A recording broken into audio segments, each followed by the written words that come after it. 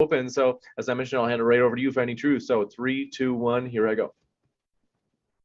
Hey everybody, today we're debating whether or not the Quran is scientific, and we are starting right now with Finding Truth's opening statement. Thanks so much for being with us, Finding Truth. The floor is all yours. All right, so thank you, James. For those who don't know me, so my name is Ahmed Ishra, and I have my Finding Truth channel, and it's about science, religion, and philosophy. And thank you, James, for having me, and thank you, Tom, for being here. And the subject is whether the Quran is scientific. So I would like to start by saying this. The Quran is not a book of science. The Quran is a book of guidance. So the primary objective of the Quran is to guide people through their life by adopting the proper behavior that will cause them to have the proper result of this life, which is essentially going to paradise rather than going to hell. However, for them to do that, they will need first to accept that the Quran is a book from God. The name of God in Arabic is Allah. So they need to accept that the Quran is a book from Allah, which means that Prophet Muhammad is a prophet from Allah subhanahu wa ta'ala. It's if you accept one, you accept the other one. So the Quran has many objectives to achieve. One of them is to prove its own authenticity. And then after you have accepted the Quran as an authentic message, then it has the objective of guiding you through your life, correcting your behavior, purifying your self, and pushing you to be a better person. Having said that, the Quran is not a book of science. The Quran has been revealed in the time of the Prophet Muhammad, peace be upon him, in an environment where he was calling people to Allah subhanahu wa ta'ala who were not interested in science. So the Arabs in Mecca and the Arabs in the Jazeera, in the Arab Peninsula, where it was not one of their virtues that at that point of time they were specifically versed in science.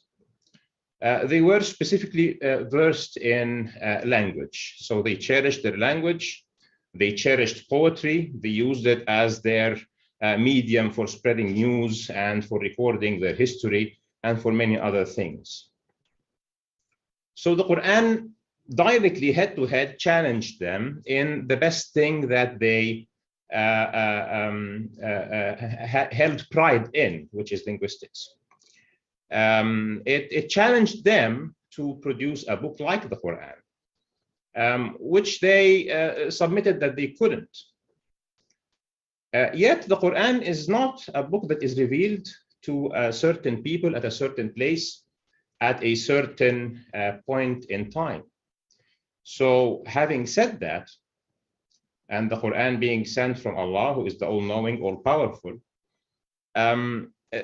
in the design of the Quran is designed to be able to address people any place, any time, since the time of the message until Judgment Day, which includes this time of ours.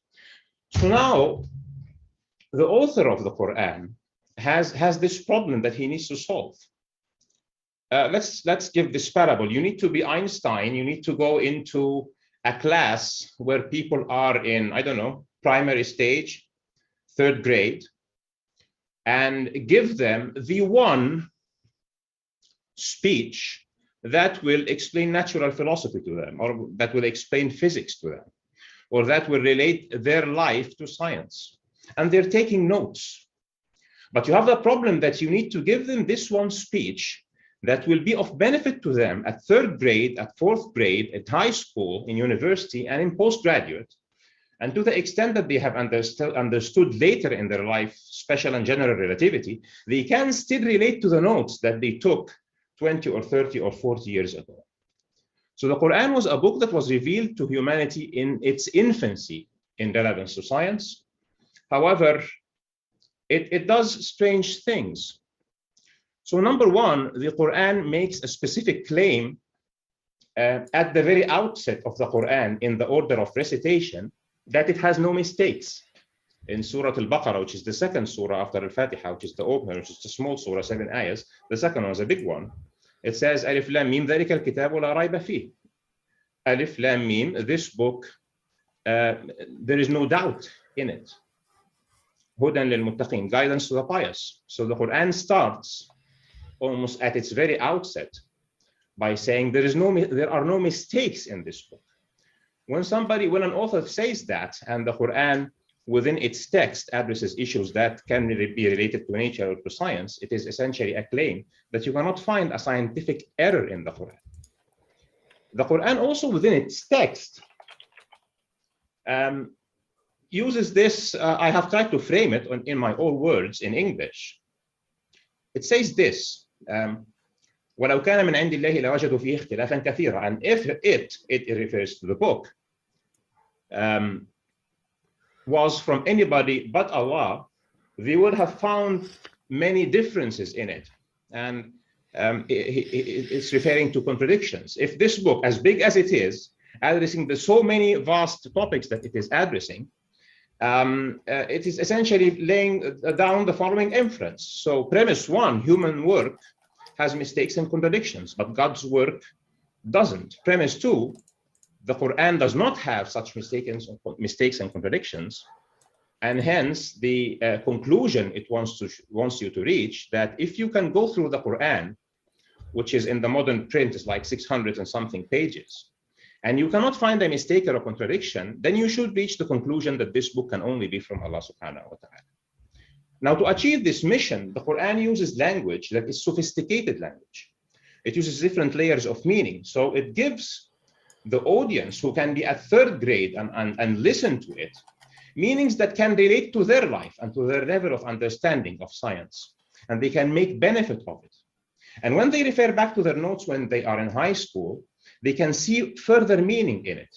And when they see their notes in college and in postgrad and in their general life, and when the new space telescope returns images to Earth, they can still relate to their notes and understand more and more every time.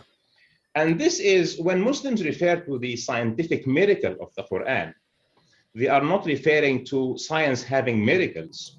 They are referring to the fact that the Quran addresses issues of nature and issues that can be uncovered by science through time in a way where statements that are made can be understood to be consistent with science as science advances. Another thing that the Quran does is that it pushes Muslims to research and to look into issues of nature, to look into the complex issues of nature, to look into the hidden and far away and minute issues of nature, because it challenges them that when they do that, it will show them that the message of Islam is true through showing them that the Quran is true. So it says that there are topics in nature that when you are going to research, you will either resolve that this universe cannot be there except by a creator, or that the creator is indeed the one who has sent the message of Islam, or actually both.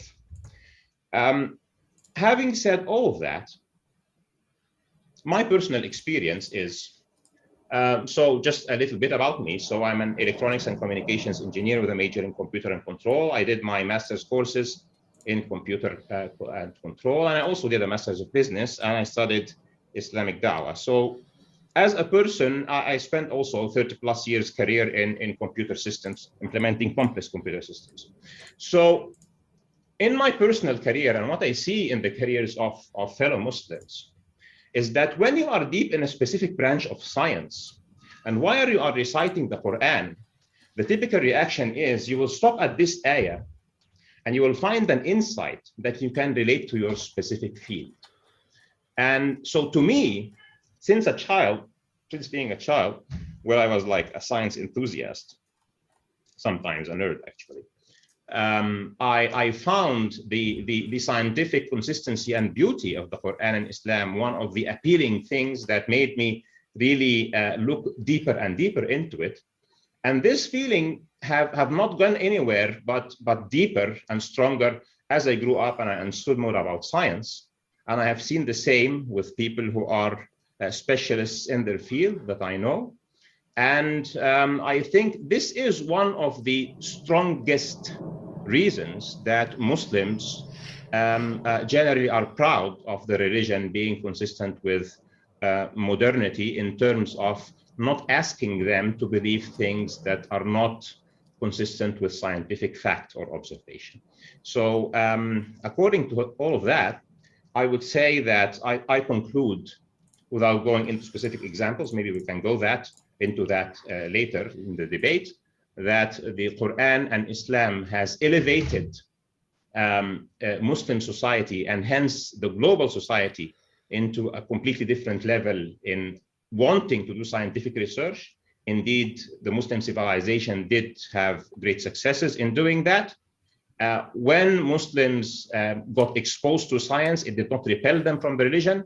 And on the individual level, the scientific consistency and beauty of the Quran has and remains something that keeps Muslims attached to the religion, not the other way around. And so to the question, is the Quran scientific? My answer is the Quran is consistent with science, pushes you to look into science, and uses science to enforce your faith. Thank you very much for that opening statement from Finding Truth. And with that, I want to let you know, if it's your first time here at Modern Day Debate, we are a neutral channel hosting debates on science, religion, and politics. We hope you feel welcome no matter what walk of life you are from. And don't forget to hit that subscribe button, as we have many more juicy debates coming up. For example, David Wood and Nadir collide next Saturday. That's going to be a juicy one. You don't want to miss it. And with that, thanks so much, Tom. The floor is all yours for your opening as well. All right. So the topic today is the Quran scientifically accurate? The answer is no. We can just go to any basic list of facts. So geocentrism is false. That's advocated in the Quran. 7 Earths is false. That's advocated in the Quran. Earth was created by the star. Earth was created before the stars. That's false. Earth and heaven were torn apart. Earth has never been torn apart. Heaven was created from smoke. I guess we can't technically prove that one false, but I doubt it. Similar size and distance of the sun and moon, that's false. Moon split in two, that's been proven false. NASA specifically said that has not happened. Nature of the moon's light is reflective of the sun, not what the Quran says. Meteors as stars fired at devils, that's false. The sky in heaven is a ceiling, that's false. The sky is a guarded ceiling, that's false. The sky is something that can fall, that's false. Heavens to be rolled up, that's false. Stars is something that can fall, that's false. The cause of shadows changing lengths, they got that one wrong. Disregard of the North and South poles, they got that one wrong. They're wrong about biology and evolution. Humans created from clay. Well, that was actually kind of close. I'm okay with that. We'll grant that one from the RNA on clay thing. Close enough. Embryology, sperm originating between the backbone and the ribs, that's false. Embryo forming from semen, that's false. Disregard female ovum. Humans created from a blood clot, false. Gender decided at clot stage, false. Bones formed before flesh, false. Or all organisms created in pairs, false. Fetus, 3 layers of darkness, false. Functions of the heart, they got wrong. Source and purity of milk, they got wrong. They also got geology and meteorology wrong. So flat Earth, wrong. Facing towards Mecca, wrong. Fasting and prayer requirements near the poles, wrong. Earth is spread out and flat, wrong. Earth is like a carpet, wrong. Earth is like a couch. We'll grant that one. That was kind of funny. Earth is like a bed, wrong. Earth is stretched out, not really. Earth is a level plane, wrong. Permanent barrier between fresh and salt water, that's false. Definitely, obviously false. Mountains prevent the earth from shaking, that's definitely false. Mountains are the result of the earth's shaking. Mountains cast upon the earth, definitely false.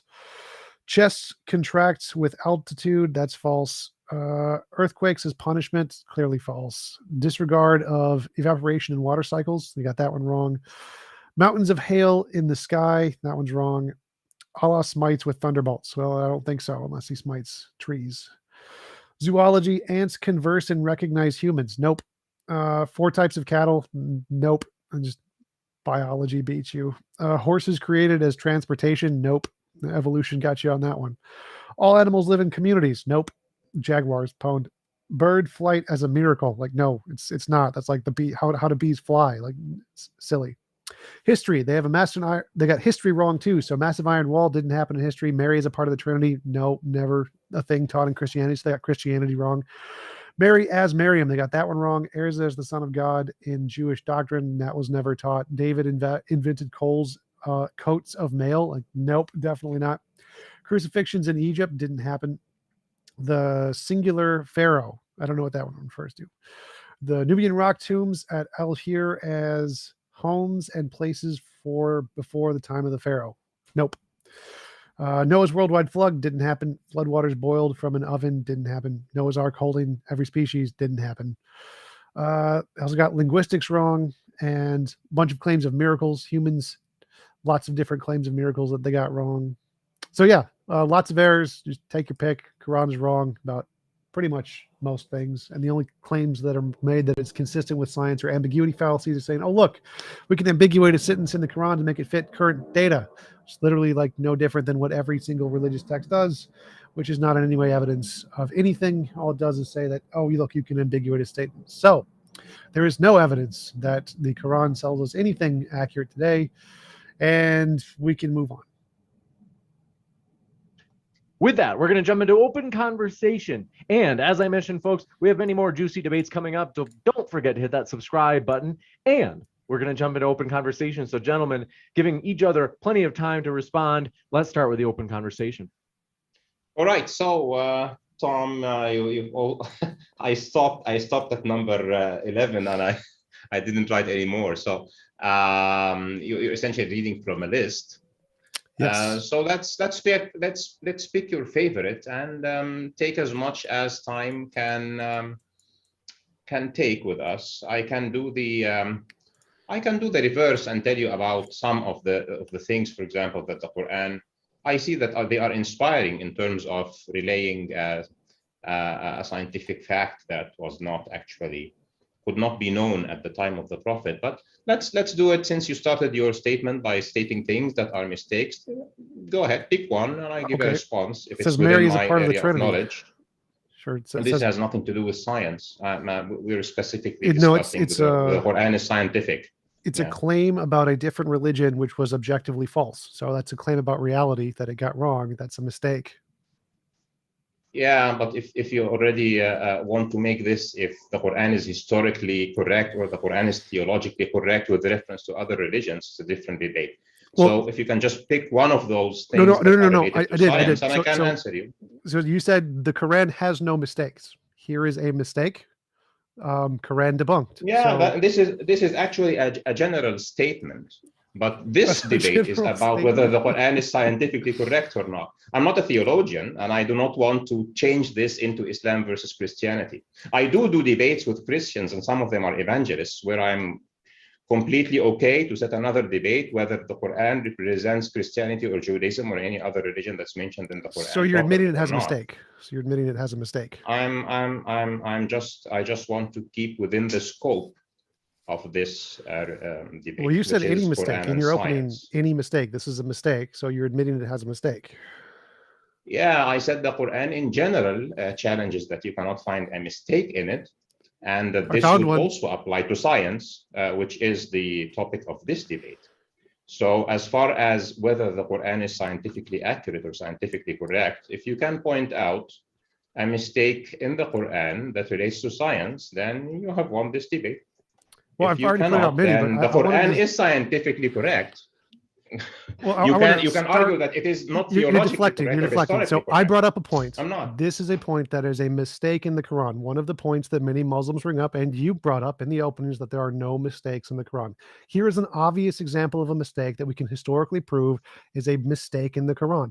So it sets up further mistakes in the Quran, because you're going to try to plead it away just like you do the other one. So I can demonstrate that your mistaken methodology for trying to claim this isn't a mistake also applies to all the scientific ones. It's a very relevant case here. So here is a provable mistake in the Quran that we can guarantee is they just made a mistake because they don't understand many things, and we can apply the same methodology to the first one. So do you disagree that this is a mistake, that Mary was never treated as a part of the Trinity in Christianity? It's not a thing.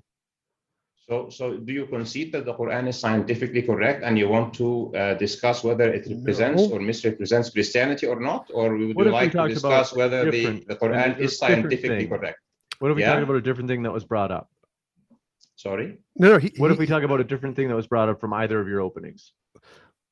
Yeah, this is what I'm suggesting. So the No, topic I'm not is going the to do that. Quran We're not going to play that scientifically game. So correct? I get to bring up a criticism. I do think I do sympathize where he does say that he wants to talk about scientific issues. Are there any others? Like, I'm assuming you think that some of your other points were just as sound, Tom. Well, yeah, we Like, can move on to those could be after. So addressed I as want to well. know, is this a mistake?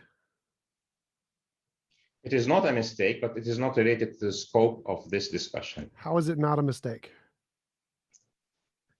And to be fair, like I have answered your question, but it whether or is not the related to Quran the is scope of this discussion. infallible. Hold on, whether or not the Quran is infallible, like, is a different topic from whether or not it's scientific. Okay, so he grants in the terms Quran of is whether or not fallible. it's hold Okay, on, that's fine. I'm We can still move on. talking, Tom. Quiet. Is that whether or not it's scientific is a different claim than whether or not it's fallible. Fine, he could just Yeah, grant it's whether wrong. So it's made a mistake, and we can move on to the next topic. That's fine. Well, it's to be fair, it looks like it's pretty clear he's not going to grant that, and he doesn't consider this a scientific claim. So in terms of the scientific claims of the Quran, Well, it is a claim that is made in the Quran that is scientific. It is a historical claim made in the Quran, which is a claim about science. So history is a claim of science. This is a historically error. It is a scientific claim. I hate to take sides on this, but it's seems like that's something that would be, in terms of the peer-reviewed literature, at least. I don't know what scientific papers would discuss this issue of that you brought up, Tom. It seems like it would be more history papers. History is a part of science, James. Holy shit. So in terms of academic departments, this seems like it'd be more of a history department that in the peer-reviewed literature would talk about this. Which is science. History is science, James. Sure. I mean, you could claim everything is science. So like you could say, like, look, I found a contradiction in the Quran and it's science. And it's like, what? I have to say, I do think we should go to one of the other points you brought up. If it makes a claim that some event happened in the past and it didn't happen in the past, that is a scientific error. This is not hard. Nonetheless, I do think that, I mean, so like you could say it's scientific in the sense that it's an empirical claim.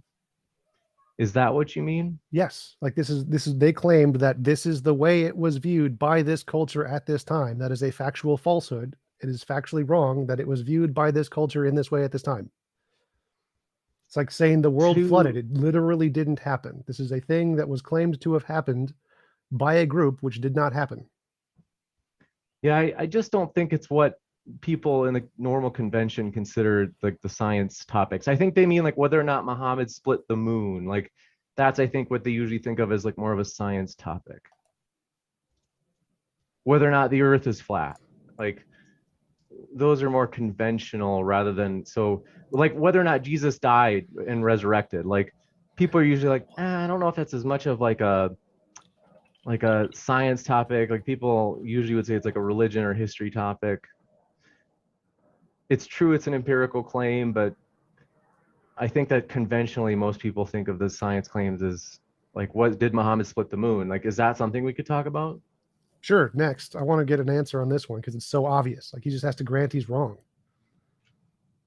Pretty obvious he's not going to do that, Tom. So for the sake of like the productivity of the conversation, I think that we might as well move to something different. Okay, then he grants he's wrong by default. I win, and we can talk about the moon. I'm happy with that.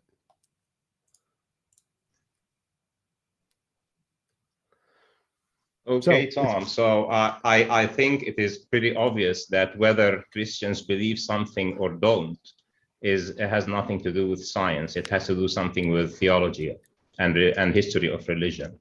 And this is a discussion about science and the Quran. So I will not grant you anything here. I'm just granting you that this is outside of the scope of the discussion. Well, you're just evading the topic. It's clearly science. It's agreed upon to be a scientific fact by the scientific community, which includes historians. So you just want to like evade. Yeah, you know the scientific. You can expand the definition of science as much as you want, not but we are talking about religion. No, we are all not talking literal about science. Scientists include history as science. So all scientists agree with me. And by the way, your very question is incorrect because the Quran does not say that Mary is part of the Trinity anyway. Yes, it does. No, it doesn't. But I am not going to go into this.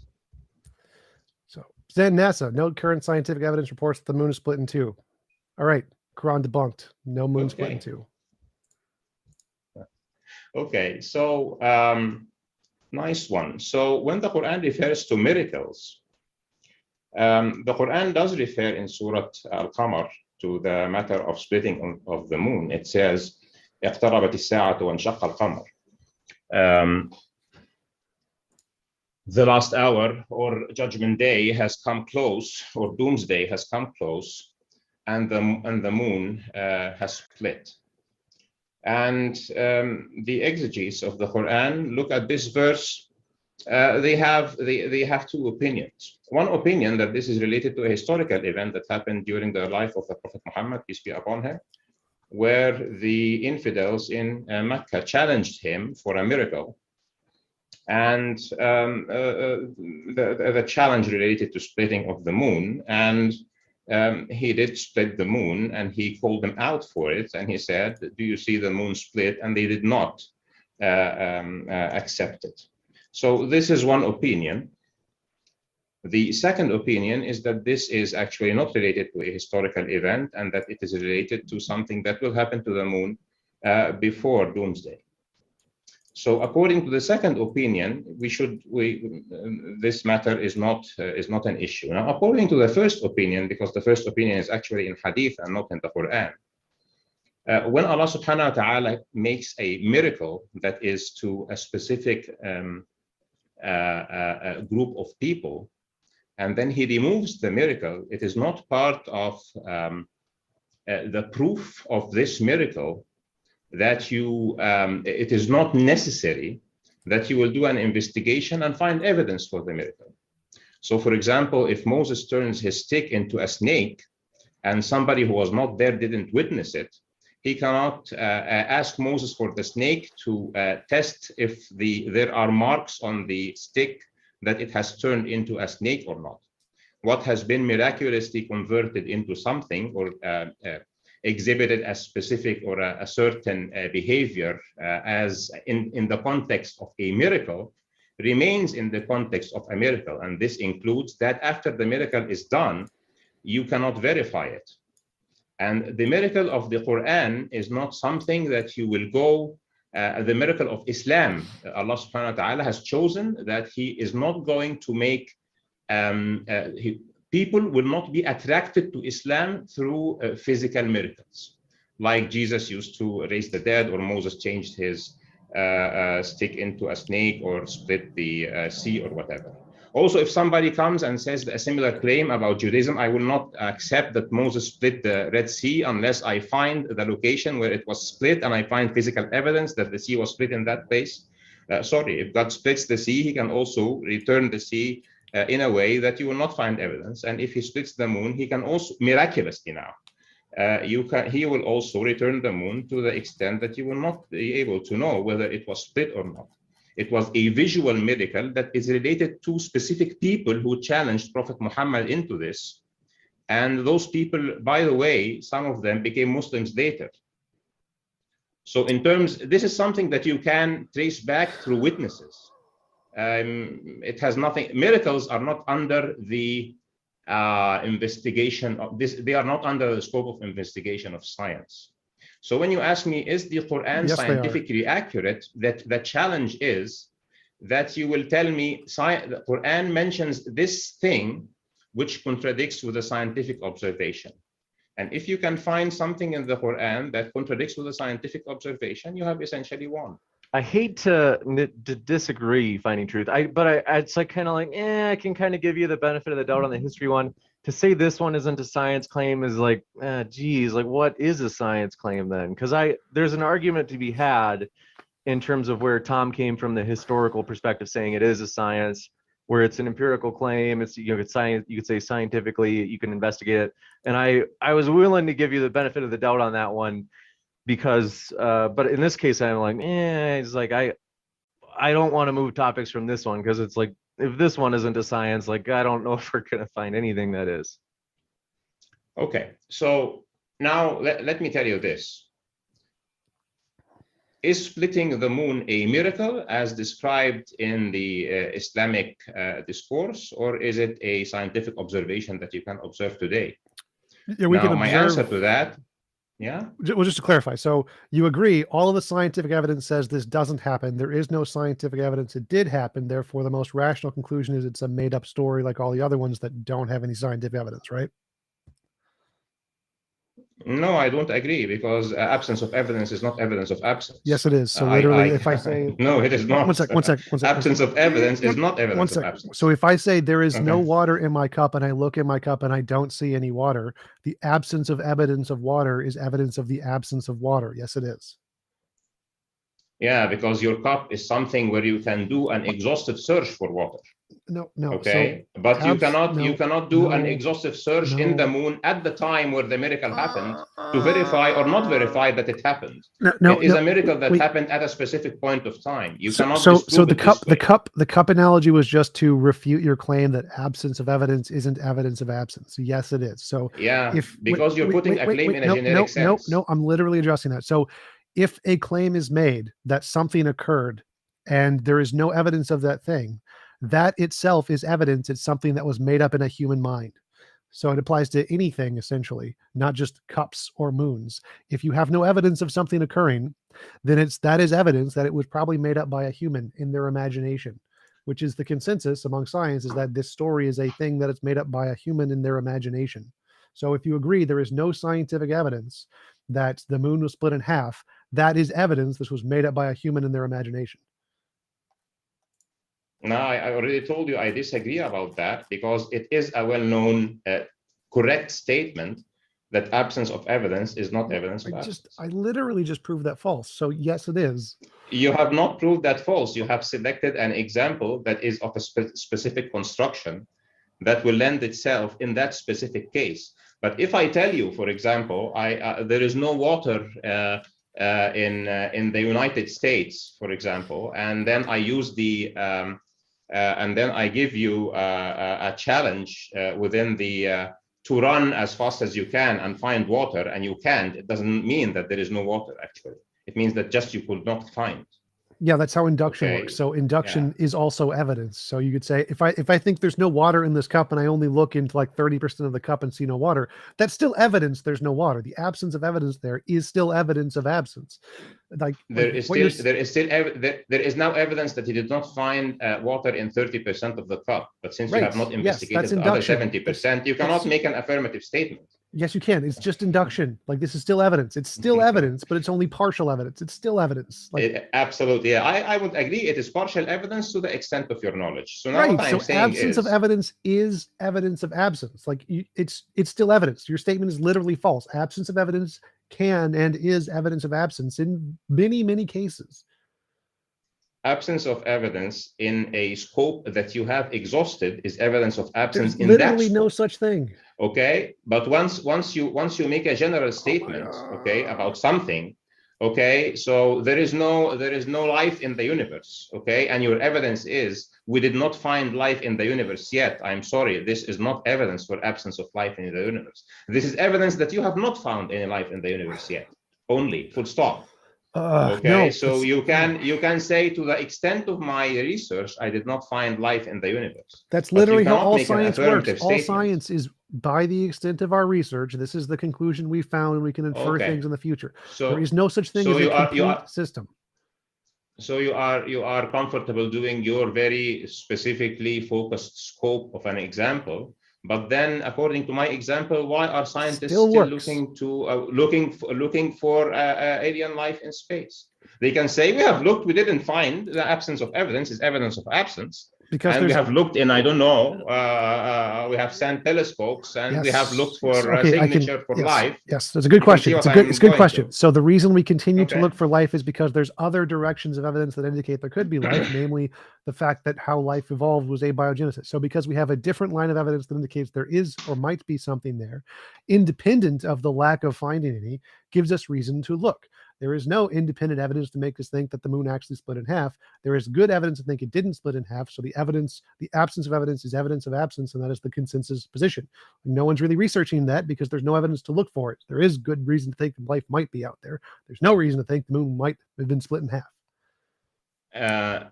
Sorry, Tom, you insist on committing a logical fallacy, and the only reason that scientists would stop looking for alien life in space is once they know that they have exhausted scanning space. If space was just the solar system, it only had the 7 planets, and we did go there and we were sure there is nothing there, we can make a statement that we have not found any evidence in the whole scope that we're searching. We've exhausted our search scope at full stop. Now back to our example. No, that's wrong. You cannot. Number one, miracles do not fall under the investigative scope of science. No, they don't. Do. Like, because literally, once there are you studies accept, on miracles. Yeah, I hate to interrupt, but Fighting Truth, I have to at some point say, it's like there's going to be. At this point, I don't know if this isn't a scientific claim. I don't know what would be, because like I said, I gave you the benefit of the doubt in the first case in terms of like the history, saying, arguing that, well, that's history. But I mean, this is one where it certainly seems like it falls into the natural sciences bucket more clearly than the last case, right? Like it's more obviously just by the convention of like the moon and whether or not it was split at some point. And rather than, usually that you could say it's more clearly natural history. How about that? Because there's natural history usually referring to like the natural sciences, biology, chemistry. So this one is, just so we don't spin our wheels too much, I've got to side with Tom on this one, that I do think this is more obviously a scientific topic. We might have to move to another topic again because this is. So let's move to I would like to ask Tom very, very specific questions, and then we can call it a day, because if we're not willing to change our positions, it makes no sense to just keep going round and round. Do you accept that in the Islamic context, splitting the moon is a miracle or not? I have no idea. I don't have a position because people. So I'm telling you. One sec. Let me finish the answer. Let me finish the answer. So many people said there are no miracles in the Quran. Like they've said that to me. So it depends on your interpretation. Okay. So I have already told you that the event of the historical splitting of the moon is already not in the Quran. Is in the Hadith. It is one of the interpretations of the ayah in Surah Al-Qamar, and those who say this is a historical event have to refer to Hadith. Others who would stop at the Quran say that this is a sign of doomsday. So as far as the Quran is concerned, this is one of the signs of Judgment Day. However, people who would adjoin the Hadith to that will have to refer to the narration in the Hadith, and the narration in the Hadith is that the infidels, I told you that already, the infidels of Mecca challenged the Prophet. If you are a prophet, we need you to make a miracle, and we need the miracle to be splitting of the moon. And one night, the moon was split by Allah, not by him. Prophets don't do miracles. Allah does the miracles. And he had a shout out at those who challenged him. And he told them, do you see the moon split? And they said, you have, this is magic. You have tricked our eyes. Okay, so the context, if you want to challenge something, you have to challenge it in its context. Right. Okay. In its context, it is a direct miracle that is a response to a challenge. That's nice. Okay? And Spider-Man climbed the Eiffel Tower. Yeah. It's not okay. That's fine. I don't care about the context. I care about the scientific evidence, and there is none. So let's move on to the different one. All animals live in communities. So just to finish that, when God does a miracle to a specific number of people, and the objective of the miracle ends, there is no necessity that this miracle will be under the investigation of TJump or Ahmed or James. It was for specific people at a specific time. They accepted it or they did not accept it. The stick will return from a snake back to a stick, and nobody will be able, through investigating the stick, to find any evidence that it turned into a snake. And the same applies to the moon, and the same applies to the sea, and the same applies to anything that changes miraculously its state. So what I'm telling you is, you've already said this. You cannot use this example repeating for yourself. scientific veracity or not, because it is a miracle, and miracles have a supernatural element, and Okay. supernatural elements are too outside long. the vicinity of science. All right. So yeah, so Spider-Man definitely exists, and we can't find his webs because they're biodegradable and no one can see them. So his magical webs just disintegrate before anybody can find them, and that's why Spider-Man is real. Great. So all animals live in communities. Quran 6:38. There is not an animal that lives on earth, nor the being that flies in the air, but forms a part of the communities like you. Wrong. I'm sorry. What is exactly that you are stating to be wrong here? That all animals live in communities. No, not all animals live in communities. There are animals that don't Okay, live in communities. I just would like to interrupt you here because I said I'll take one from you and I'll present to you something that is a positive scientific sign in the Quran, if you would like. So it's not just like you're presenting a challenge and I'm responding. I'll actually like also to the other way around. Okay. How about that? Sure. Okay. So in the Quran, for example, because I've told you in my personal story, the scientific consistency and the scientific science in the Quran is something that has attracted me personally to adherence, let's say. So in the Quran, for example, Allah subhanahu wa ta'ala says, وَالسَّمَاءَ بَنَيْنَاهَا بِأَيْدٍ وَإِنَّا لَمُوسِعُونَ. And the sky we have built with hands, and hands in the Quran refer to power. وَإِنَّا لَمُوسِعُونَ. And we are indeed expanding, or we are indeed its expanders, okay? And I don't think anybody at the time of the Prophet Muhammad, peace be upon him, in the Arabian Peninsula or somewhere else, as far as I know, had a concept of the universe expansion.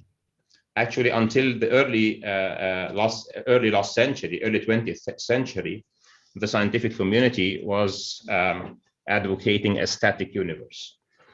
It was only later in the previous century that the expansion of the universe was observed by Hubble, and very late in the 90s that it was reconfirmed as a scientific fact.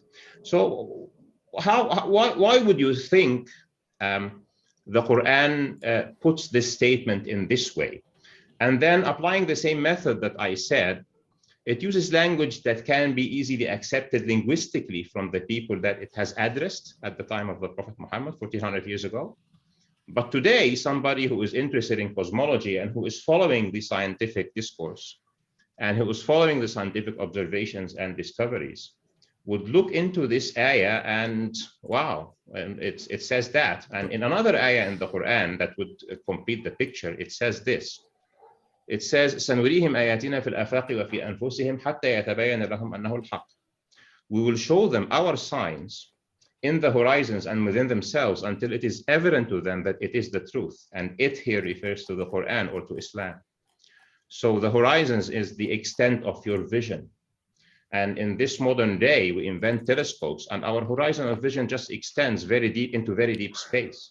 And when we look into very deep space, we find that the universe is expanding. And when we look at a comment that the Quran is making about the universe, it says that Allah is indeed it's expander, and he uses a noun rather than a verb, which means that it's a perpetual state. And then our Big Bang cosmology says that the universe has been expanding since the Big Bang. It continues to expand until this day. And then we find that even its expansion is accelerating. Would something like this not draw your attention, in your opinion? No, because it's copied from dozens of other religions that are just using the expanding cosmic egg myths. Like, this is a really common thing. There's essentially 4 basic structures of most origin stories in most religious backgrounds. One is that it's eternal, one is that it's expanding, one is that it's contracting, and some other strange one. Those are essentially the options. You got 1 and 4. They just copied it from other religions. It's just the basic cosmic egg myth. It predates Muhammad. So our topic is not whether some other religion got it right or not, because in the Islamic concept, Islam is not the first religion that has come down from Allah subhanahu wa ta'ala, and the Quran is not the first message. Muslims actually do believe that the Torah and the Gospel and other books have come to humanity, and it's the same God, and he might as well say some similar signs. The question is, would this draw your attention or not?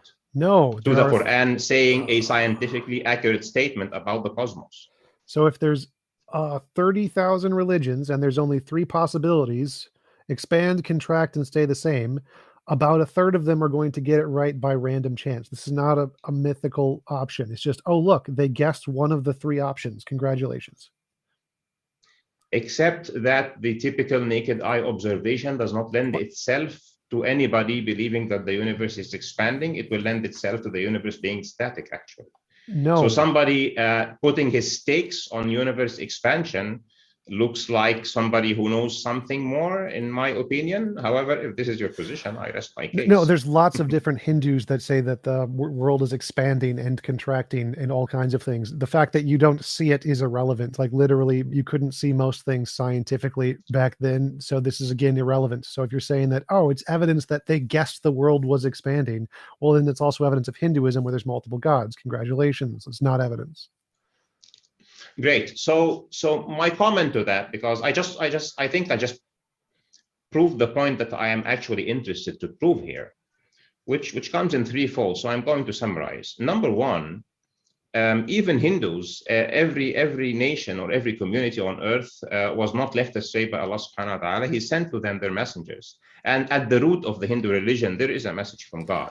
Hindus, at the end of the day, believe in Brahman, who is the one almighty God. Whether they have added to that later or not is irrelevant. The same goes for Jews, the same goes for Christians. If you talk to a Christian, and I have talked to, on my channel, to very prominent Christian cosmologists and professors of astronomy, they would tell you, for example, in the Bible, there is a mention of stretching the skies, for example, and they would go to the same direction. So I have no problem with that.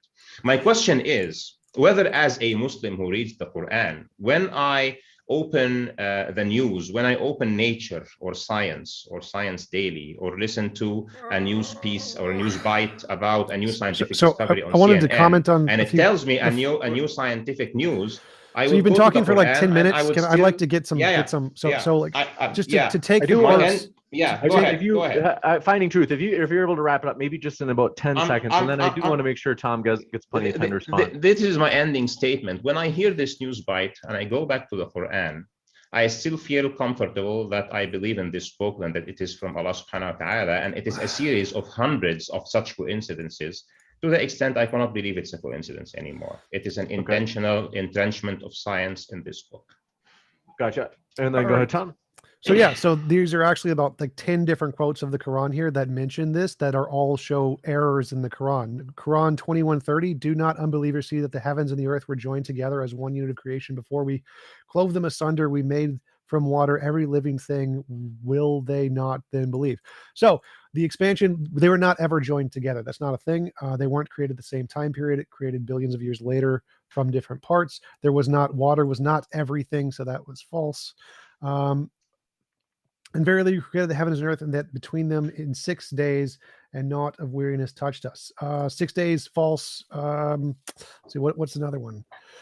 The separations of the heaven and the earth can be read in the context of the verse mentioning something between their fully formed states. Quran 2:164, and the birds mentioning in Quran 24:41, they were not in a separate state in those contexts. So that's something that got wrong. So all these ones that mention that the universe expanding also mention things that are just literally false. The very next verse, Quran 21:31, speaks of mountains being placed here on earth. Here the earth must mean an actual world, yet modern interpretations of the previous verse hold that earth refers to merely atomic particles, and the time being the Big Bang, which shows a contradiction. So all of these things he's mentioning show the contradictions and the errors, and he's simply cherry picking one of the most ambiguous statements possible, expansion, and seeing that word can be applied to one possible thing that happened as the forming of the universe, while pretty much every one of the other verses show it's wrong. Okay, thank you. So you started with the separation, or that the heavens and the earth were adjoined. And actually, I would like to respond to this one. I can actually go one by one to everything that you have said, but you mentioned this 2 or 3 times, so I'll pick that one up, and the first one that you mentioned too. So this is actually one of what we consider as Muslims another sign in the Quran of scientific accuracy and consistency. In the opinion of many people, including myself, because I happen to be a communications engineer, and studying things like microwave background radiation, CMB, and other topics is interesting to me. And my personal opinion about the ayah, and this would be, so many people would agree with me, and the ayah in Arabic says, أولم يرى الذين كفروا أن السماوات والأرض كانتا رتقا ففتقناهما وجعلنا من الماء كل شيء حي أفلا يؤمنون. Haven't the disbelievers seen that the heavens and the earth were collapsed together or adjoined together or generally together, and we ripped them apart? Okay, and this is essentially a very elegant linguistic description of what we call today Big Bang. In my opinion, the way the Quran uses the term heavens and earth in many parts of the Quran is that heavens relates to space and the different dimensions of space, because it really refers also to the seven heavens, and it refers to those seven heavens. One of them is our universe, and the rest is ghaib, is unseen to us. So what the Quran is saying here, and you can also trace this through the Genesis story in the Quran, which later on in other places in the Quran talks about the proportionment of the other seven heavens and of this universe. What the Quran is saying is that the universe, space, time, and matter were at a point of time a single thing, adjoined together, collapsed together, and then it was, in the Quranic term, ripped apart. فَفَتَقْنَاهُمَا. We ripped them violently. This is as good a translation I can give. And this is very, very consistent with Big Bang cosmology. So No, it's actually, not. Nothing you in Big are Bang. mentioning something. You are mentioning something that is we take pride in it as Muslims. What was clove asunder in the Big Bang? Because nothing was clove asunder. There's no separation. They're all still parts of the same thing. What's the clove asunder? The word separation is your term, actually. That's fine. You use whatever word you want. There's no separation of two things. They're all still the same thing. What do you mean? So the Quran describes a situation where the universe is coming from what we call today a singularity, or a very high density adjoinment of space and matter. Space, time, and matter. The heavens are everything. The heavens and the earth were joined together, right? There's no separation. Yeah. The singularity, all the parts of it are still exactly there. They're just expanded. So there's no separation of any of that stuff. Absolutely. And this is so it describes this state as the initial state. And then it goes, we rip them apart. So this is what we call the Big Bang. What did they rip apart? Because everything is still the same, connected in the same way. Nothing's been separated or ripped apart. I don't think this is by any means a good description of what the Big Bang means. So what Big Bang cosmology means is that the whole matter, energy, space, and time of the universe at a point of time at T0 were together in one place that we tend to call the singularity. We cannot examine the singularity, but we have access to what happened, at least from the point of the cosmic background radiation. And we know that prior to that, we had very high density material and energy together. And at a specific point of time, it blew apart. Okay, this is why it's called a Big Bang, for a reason, by the way. Okay, and at a point of time, for some reason, this thing just blew apart. And the expression of the Quran, we ripped them apart, فَفَتَقْنَاهُمَا, is we took them away from each other by force. So I don't think that you can, if you want to use language, well, the Quran literally says understandable to people.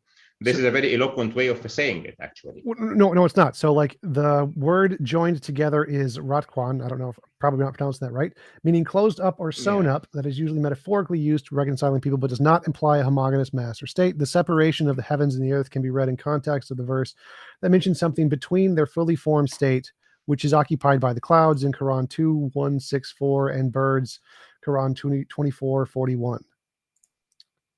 I'm not sure what you mean by clouds and birds now. So we are talking about the Genesis. So the heavens and the earth are like two objects that are separated by things, the clouds and the birds, and they were ripped asunder by God, which is false. There is no mention to clouds and birds at all there. Quran 2:164. And when they I'm referring to the ayah of Ratqan that you are talking about, okay? And by the way, I memorized the Quran, so if you are in a specific ayah, once you get out of the ayah, I immediately know.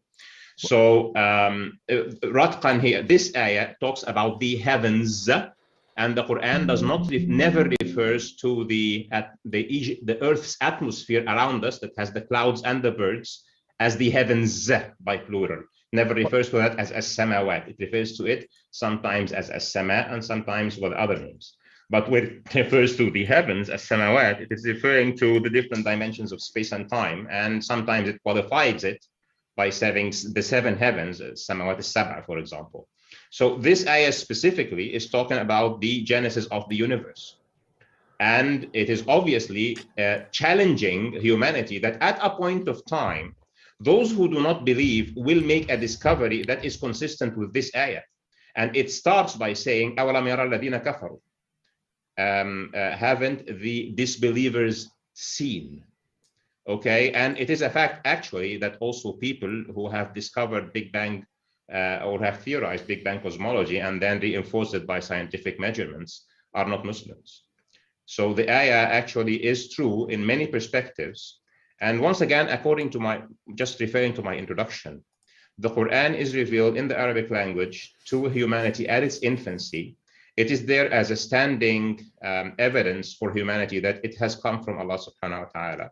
So people at the time of Prophet Muhammad for 1400 years until the 1920s or 30s, or until people believe Hubble, need to look into this ayah and accept it in a way that is understandable to them. So Allah tells them still in the very old past, you do not know it now, but sometime the infidels will confirm it to you, that in this ayah he says the universe is not static. It started, collapsed together, and I differentiated it. I made it what it is today. And then in another ayah it says it's expanding.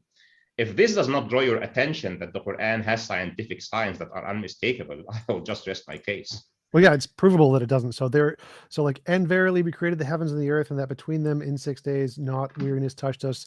There is no scientific theory in which the earth and heavens were torn apart from each other. The verse states that we clove them, not we clove it. Everything is it. Thereby indicating that the earth and the heavens were distinct after cloving. If one holds that the Quran 21:30 describes the Big Bang, the atomic particles would later form the earth would at the beginning have to be separated from those that would form everything else in the universe. This is, however, false and bears no resemblance to scientific cosmology, wherein the material that forms the earth passed through at least one earlier generation of stars and more recently was part of various asteroid, comets, and planetesimals orbiting the sun, which could all be described as being in the heavens, that sometimes collided and merged with others, sometimes split apart and gradually coalesced under gravity to form the earths and the planets. So if the heavens and the earth were cloven apart at some point, that means the particles or whatever constitutes the earth has to be separated from whatever constitutes the heavens, which never happened until like 4 billion years ago. Yeah, so there is no issue with about the Quran about that, because the Quran So nothing then was tells a clothed. story. Nothing was The Quran cloven. then tells a story, just as you have rightfully said now, that the process of transforming the universe from that point where it was collapsed together, the Ratq point, until the point where you have the earth in its final state, has gone through 6 eons or 6 epochs, or what the Quran describes as 6 days. And through that, it actually describes in also, again, great, beautiful, eloquent language, some stages that we can actually relate to given our current cosmology.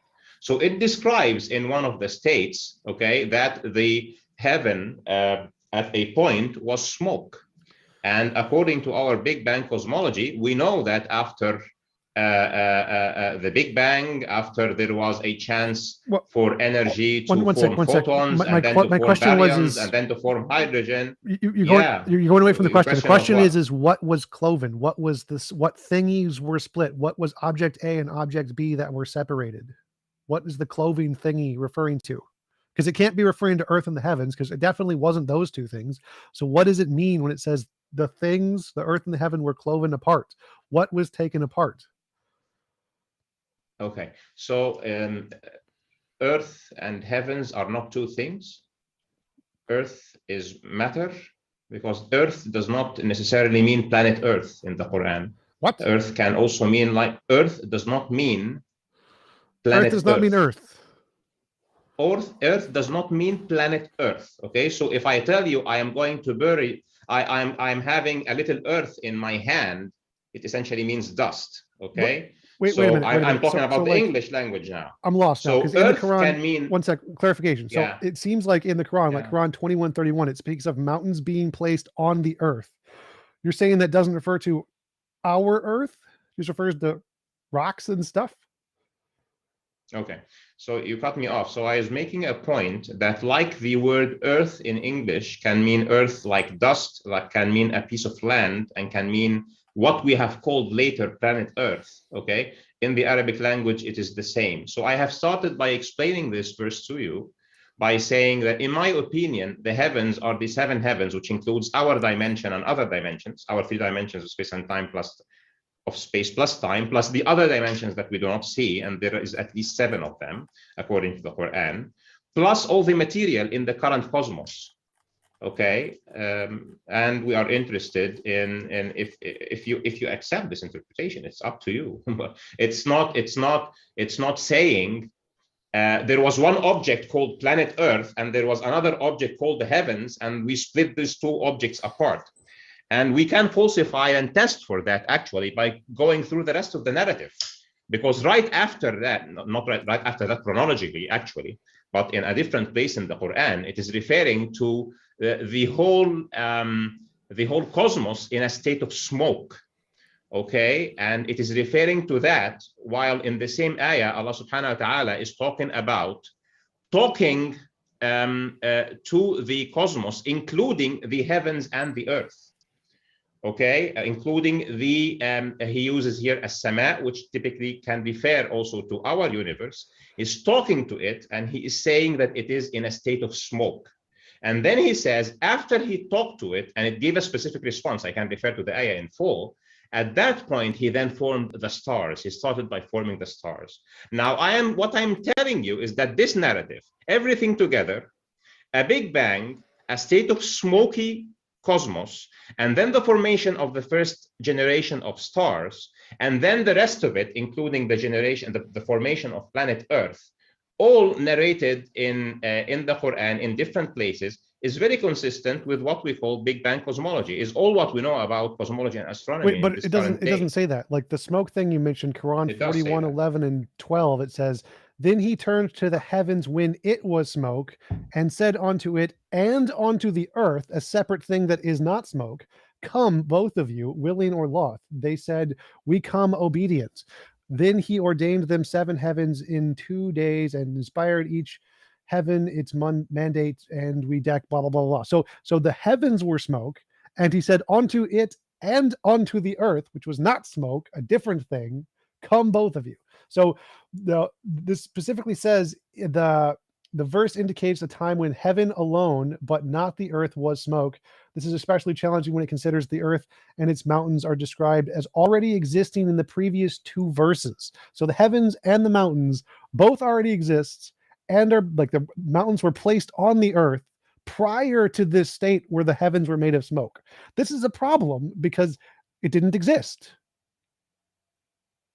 Okay, good. So let me now turn to this ayah. So when I explained the ayah to you, I told you that, in my opinion, I can be wrong, but in my opinion, and the opinion of so many Muslims who have looked into this ayah for the last 100 years, or since Big Bang cosmology was a thing, in my opinion, that when the Quran refers to heavens, okay, he is referring, as I told you, to our dimension and to the other dimensions. And when he refers to earth in the context of Genesis, of creation of the universe, he is referring to material. And then later he refers to our planet Earth when he is talking about placing mountains on it and this and that.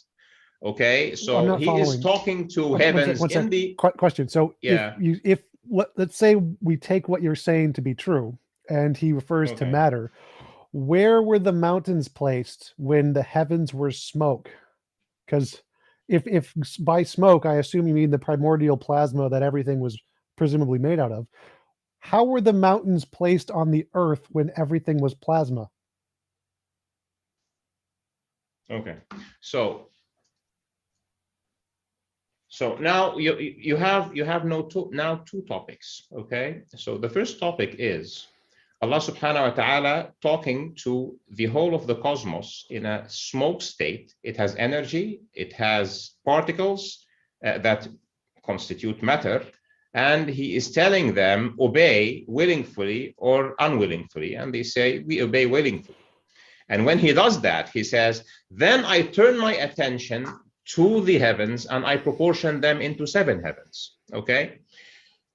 So this is one context. Okay. There is another context. Okay. Prior to that, where he is describing, he is telling humanity that he has given us gifts and he has shaped the earth and he has put mountains on it, etc., etc. And those are two separate contexts, actually. So you might want to say that since he started by talking to us about what is close to us, and then he is talking to us about what is far away from us in time, that you would like to imply chronology, but it is not necessary that this is what is implied.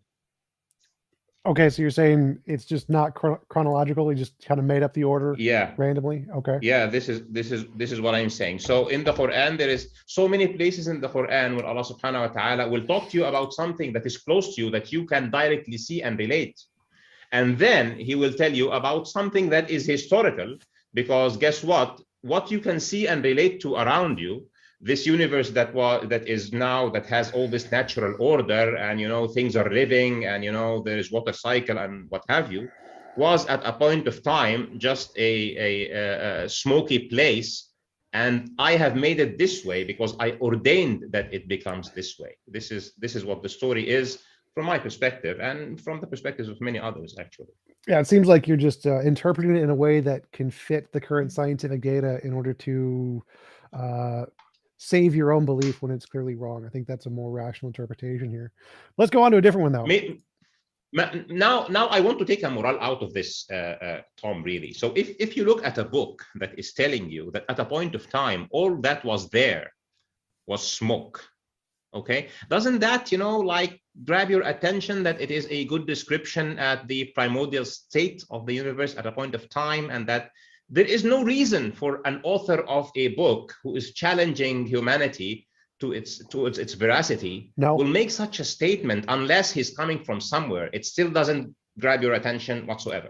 No, because smoke is literally wrong. So your best guess here is to try to say it's making an analogy to try to analogously represent the plasma that was there.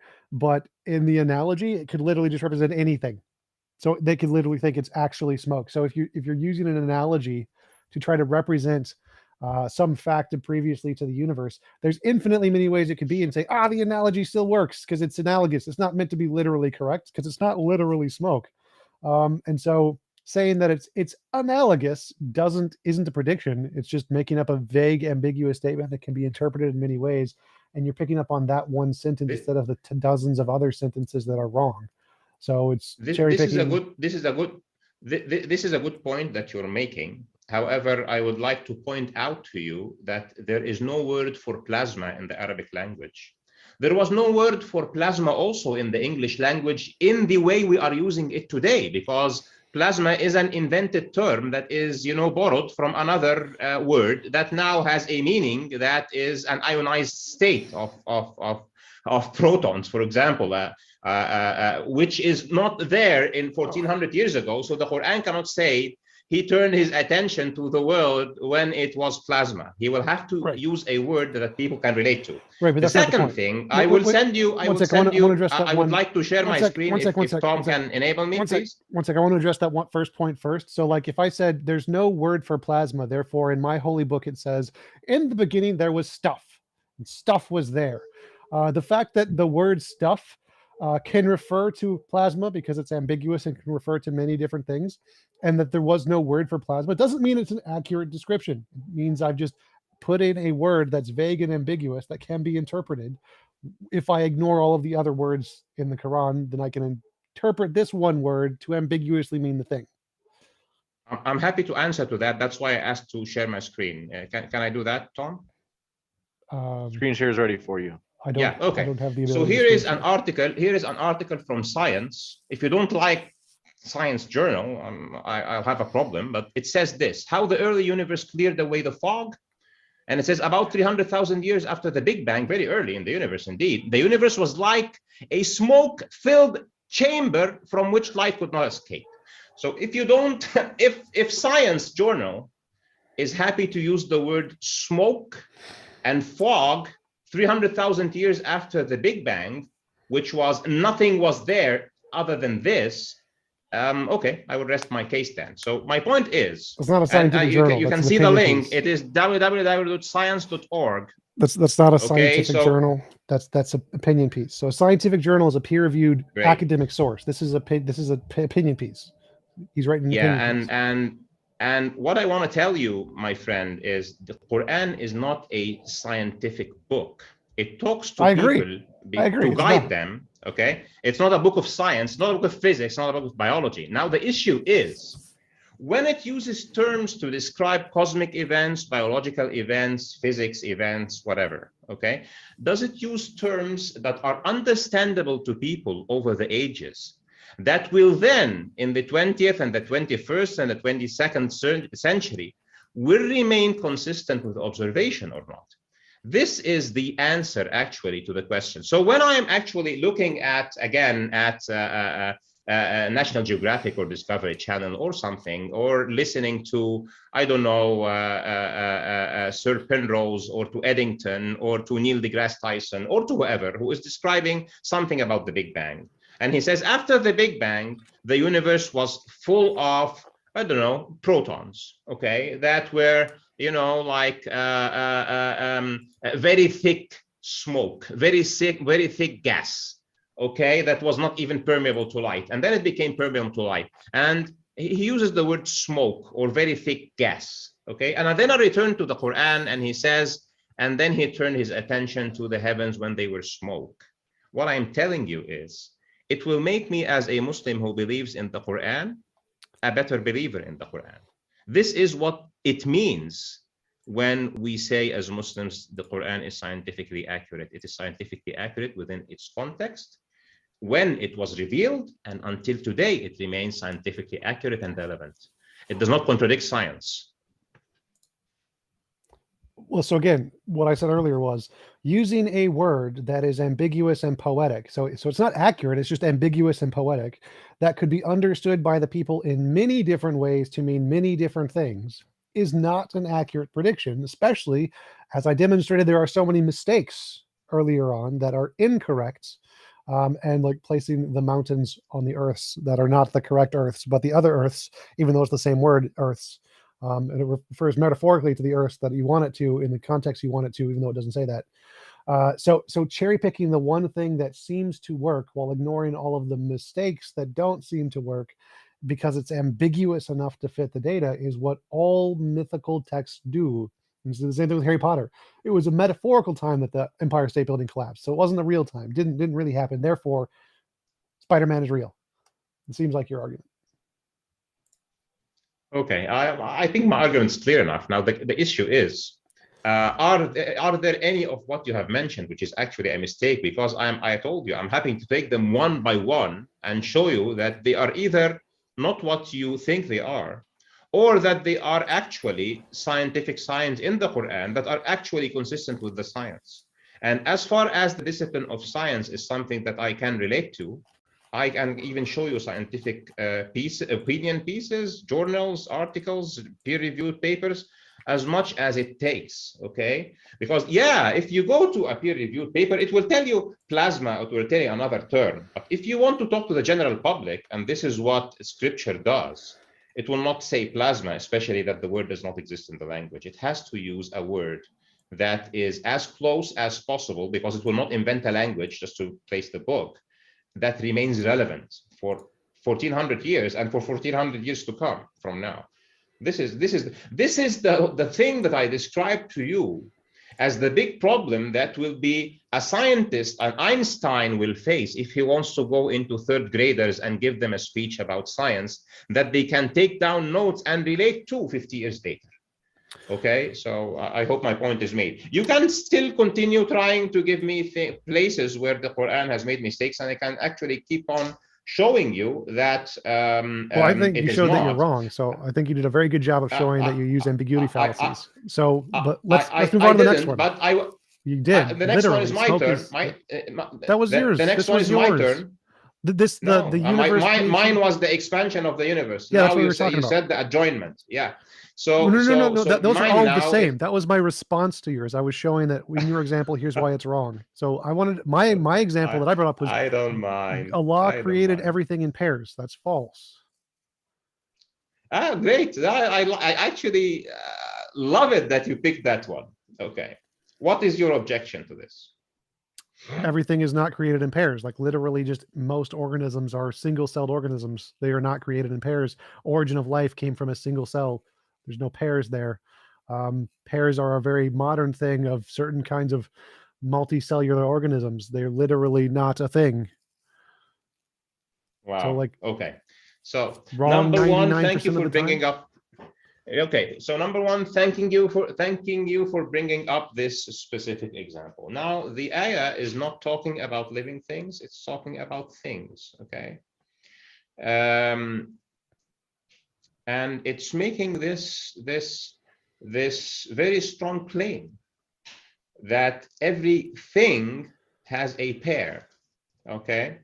And it occurs that now the simple lay person, and everybody 1400 years ago, relevant to us, was a lay person in terms of science. They said, okay, so what things can we think of? Night and day, I don't know, dark and whatever, up and down, you know, they started thinking of what would that mean? But now we learn and we know that actually our universe is based on an aspect of duality. If there is an electron, then there is a positron. If there is a quark, there is an anti-quark. If there is this, there is that. The standard model of physics is based on the concept that every particle has an antiparticle. And to me, as a person who is a communication engineer, who learns those theories academically, I relate to that in my context. Okay. So is this statement true at large, that everything in this universe has its dual pair? Yes, it is. Now you can have your objections to that. And what I'm telling you that this statement is the most generic way to describe the fundamental physics that we know about today, according to our best knowledge, which is the standard model of physics. Okay, the standard model of particle physics says but that's not what you the quote have says. symmetry. That's not the quote. That's how I read it. Now, if you want to read you it, can make up your own tell me about interpretation. now That's single fine, cell organisms. It's a different thing. So you can make up your own interpretation. That's fine, but that means the Quran is actually wrong, and you're making up your own interpretation. Okay, but Quran 51:49 says, "Glory to Allah who created all things in pairs that the earth produces." That the earth produces. So we're talking about life here. I don't know if he counts mountains as things earth produce, but this means life. This literally means life. All things that the earth produces. It doesn't mean particles. Earth does not produce particles, as well as their own humankind and other things. So I don't know how you're getting this magical interpretation that things the earth produces equates to particles, because that's the earth doesn't produce particles. The earth produces animals, presumably. That's what that's the rational interpretation here. And animals do not all have pairs, like the whiptail lizard in the US doesn't do it. It's all female species, and reproduces by parthenogenesis. Like viruses aren't even necessarily a life form. They're produced by the earth, and they reproduce using a host DNA and are neither male nor female. Bacteria reproduce by cell division. Fungus reproduce by asexual reproduction. It's literally false to say that he created all things in pairs that are produced, that the earth produces. That is false. That is an objectively false statement. Tom, can you please tell me which ayah are you referring to in the Quran? Because this 51:49. text that you are referring to, I'm sorry, 51:49 does not say anything like from what the earth produces. It says in Arabic, وَمِن كُلِّ شَيْءٍ خَلَقْنَا زَوْجَيْنِ لَعَلَّكُمْ تَذَكَّرُونَ. And from everything we have created a pair so that you might remember. This is what it says. There's no mention of anything else in the ayah. So if you're reading from a false source, I would advise you to change your source. All things we misquoting created the two Quran mates, is bad. And of all things we created two Okay. mates, perhaps you will remember. Yeah, not two mates. I'm sorry. ومن كل شيء خلقنا زوجين. زوج is a couple. Well, I'm reading Okay. from Quran.com. It can also here, so it I can don't know. also it can also mean a spouse, but things do not have spouses. Now I will show you that number one, you have misquoted the Quran, so this is not, your sources are not very good. But I will show you when the Quran wants to refer to living things. Okay, for example, like male and female. All right, here it is. He Here it says is. this. Exalted He says, is he who created all pairs from what the earth grows and from themselves and from that which they do not know. Glory to be okay, him so who what? created all the sexual So pairs this is now this is a different ayah of now. that So, which the so earth it is groweth, not okay, and of good. themselves. So it Glory to Allah who created in all pairs all things that the earth produces, as well as their own humankind. So all the interpretations say in this one, it's this one's, which one is this? 36. Glory to Allah who created all in pairs all things that the earth produces. So my apologies, it wasn't the other one, it was the 36. good. So good. So now, so the first ayah, we're done with it. Now, what is your problem with this ayah? So he says everything that is a pair I have created. He doesn't say that every living thing has to be male and female. He didn't say that. Glory to Allah who created in pairs all things that the earth produces. So created in pairs all things Can you tell me, please? that Can you the tell earth produces. again? Can you tell me, please, exactly which ayah are you preferring? Give me the number of the 36. chapter and the number of the ayah. All right. So 36, Surah Yasin. So 36. Yeah. So he says, سبحان الذي خلق الأزواج كلها. Okay, this is what سبحان الذي خلق الأزواج كلها. Exalted is he who has created all the pairs. Okay, so it doesn't say that everything is a pair. Okay, wait a minute. That interpretation, I'm continuing the ayah. Right. Apologies for interrupting, but that interpretation you just read is the one I read of 51 that you said was wrong. So the interpretation you're reading is from the same document you just said was wrong about 51. My friend, you have just cut me off without finishing the sentence. Right, okay, so he says, سبحان الذي خلق سبحان الذي خلق الأزواج كلها مما تنبت الأرض. So exalted be he who has created all the pairs from what the earth germinates, ومن أنفسهم, and from themselves, ومما لا يعلمون, and from what they do not know. So he is telling you everything that germinates. Like he's talking about plants, obviously. Tumbit is, become a plant. Nabat is a plant. Plants don't have pairs either, so that's still wrong. I'm sorry? Plants don't have pairs either. Still wrong. Plants also don't necessarily have pairs. So that's still wrong. They don't necessarily have pairs, but he didn't say that plants necessarily. I didn't say that. This is not an exclusive statement at all. The other one was an exclusive statement. It says, the other one said, وَمِن كُلِّ شَيْءٍ خَلَقْنَا زَوْجَيْنِ. And of everything we have created pairs. And he's talking about things. Here he's talking about plants, and he is saying the plants that come from the earth in pairs, and you human beings who are male and female, I have created you. And I have created other things also that are in pairs that you do not know about. So it seems like so he's not saying that every living creature is male and female. He didn't say that. Now look, that's exactly like what he said. You're just magically interpreting it to mean all things which happen to be pairs are the things I created. Did he not create the other things? Where did they come from? Is he just like some other thing created those other things? I'm only referring to these for no particular reason, just to ambiguate my sentence. I only created the pair thingies, and the other ones, well, let's just ignore them. Okay. Not mention them. Just not going to talk about it. No.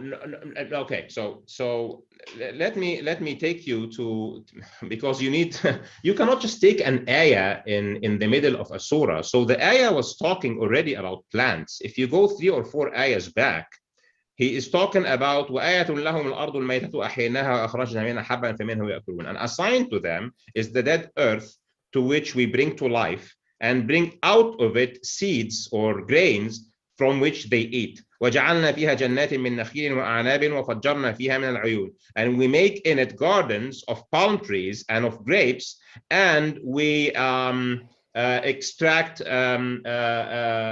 spring water out of it, or make springs come out of it. ليأكلوا من ثمره وما عملته أيديهم, so that they can eat from its fruits and from what their hands have worked. أفلا يشكرون, wouldn't they be thankful? So he is talking about plants like palm trees, like grapes, that are, that people implant.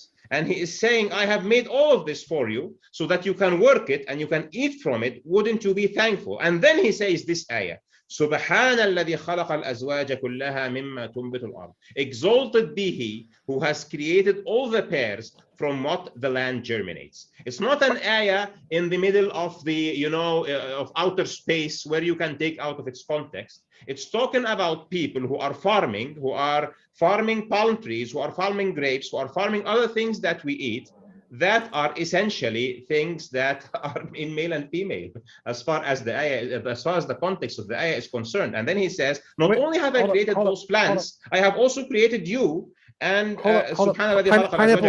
pineapples reproduce asexually. So pineapples are things people. There is no pineapples in the ayah. He's talking about palm trees and grapes in this ayah. And he is talking then about plants that come in male and female.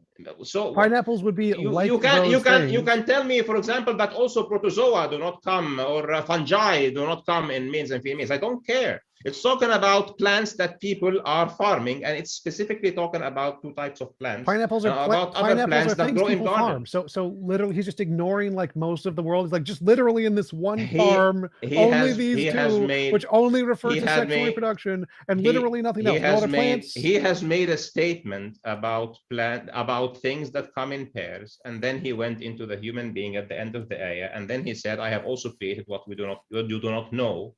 Whether it is anything else. Oh, he's wrong about that so too. He did not say, if you can give me an ayah that says all plants must be in male and female, this will be a scientific error if it contradicts with science and the Quran is false. Simple. But if I tell you, everything that is in male and female I have created, there is no issue in that. Exalted, the one you literally read, exalted is he who created all pairs from what the earth grows and from themselves. Yeah. Which is false. Yeah, literally false. But I also wanted to mention your physics thing. So fields don't come in pairs. One sec. Okay. So you mentioned fundamental particles and things. Fields, which are the most fundamental thing in the universe, don't come in pairs either. So if you mentioned the fields thing, that would also be false. Are you finished? Yeah. Okay. So in this ayah, there is nothing false there. He is saying that every pair of what the land grows, he has created. So if you can mention to me a plant that comes in pairs, then I can tell you, according to this ayah, Allah has created it. Well, and then he says, and I have also created you, and I have also created what you do not know about. So this is what the ayah says. It does not say plants have to be male and female. It does not say that. Okay. So you can magically interpret it in any way you want, but that's what it says. I'm just reading to you the text, and I'm showing you that according to the context and the scope of the text, there is no scientific issue. Yeah, there is. And I'm telling you that the other ayah, interpret it, but if the other ayah, Tom, was saying this, every living thing, okay, or every plant I have created in pairs, it says it would have been false, but it didn't say that. That's what it says. It's false. One of things. That's what it says. No, it doesn't. But let's go. I do want you to address the other thing. So quantum fields don't come in pairs. Which one? Quantum fields don't come in pairs. So the other one where you says all things come in pairs, quantum fields don't come in pairs.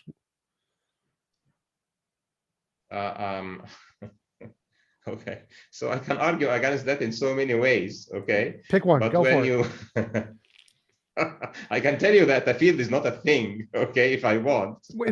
Yes, they are. They're literal things. I don't know. However, Tom, when you represent a field by its particle, then the particle will have an antiparticle, okay? What? When you represent, you don't represent fields by their particles. Fields exist even if there are no particles. It doesn't make. Are you aware of what is particle wave duality, or are not aware of it? Particle wave dualities are fluctuations in fields. The field doesn't have a duality. Is light a wave or a particle? It's both, but what does that have to do with the field? Like, it doesn't matter. Yeah, great.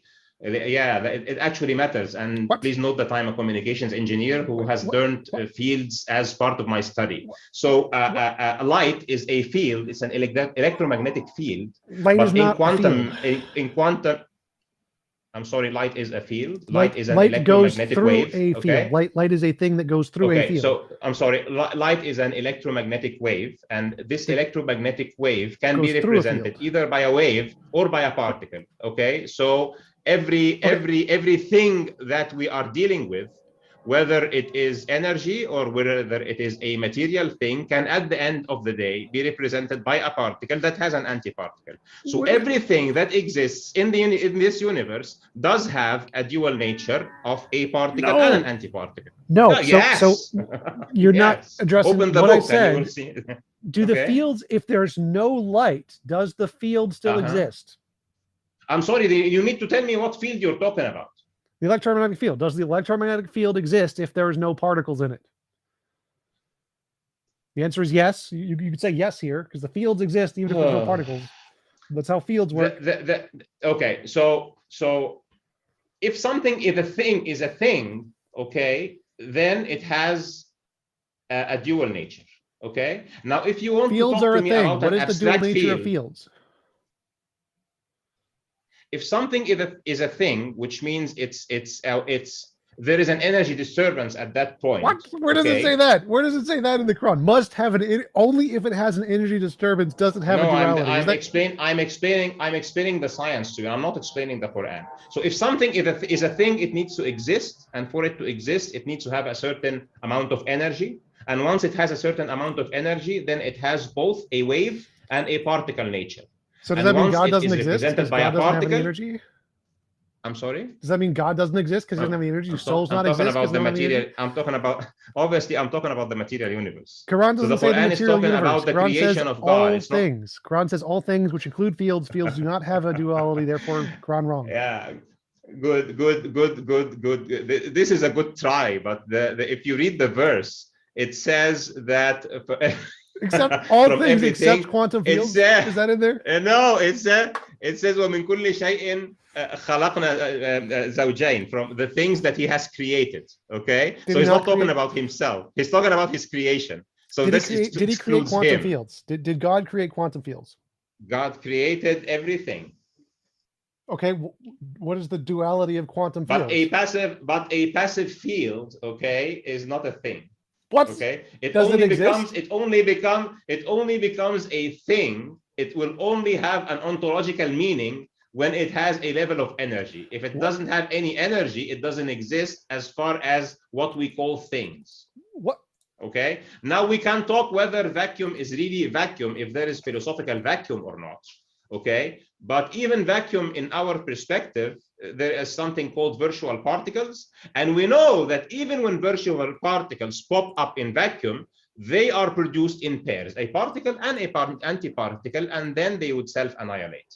Okay, so once that literally has nothing to do with physics. So in physics, every field is an actual existing thing. They are literal things that literally exist.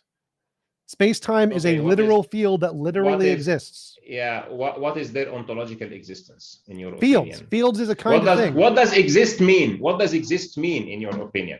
What does a field mean? A field is a possibility. Okay. A field is a possibility of occurrence. This is what a field means. No, it's not. It's literally not. A field is a possibility. This is what the whole physics is built over. A field is a possibility that is represented by a possibility of existence of something. No, that's there is literally a field not. here that really. Okay. No. So an electromagnetic wave. Okay, an electromagnetic wave. If you say that the wave exists, you mean that it must have a certain amount of energy.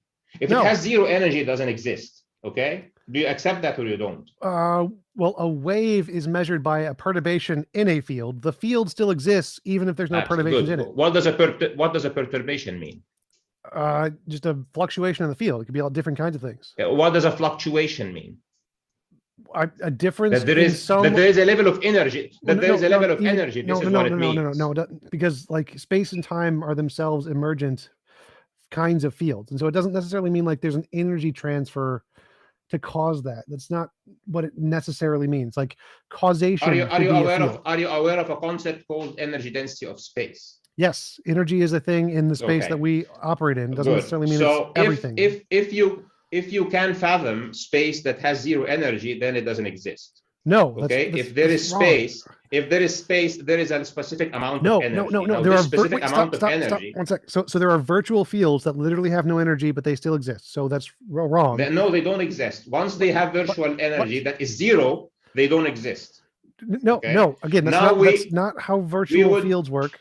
So again, that is exactly in physics, how they work. one sec. In physics, a field is a physical quantity represented by a scalar vector or tensor that has a value for each point in space and time. Does not mean energy. Nowhere in there is energy. Energy is not referenced there at all. 0 times is energy mentioned there.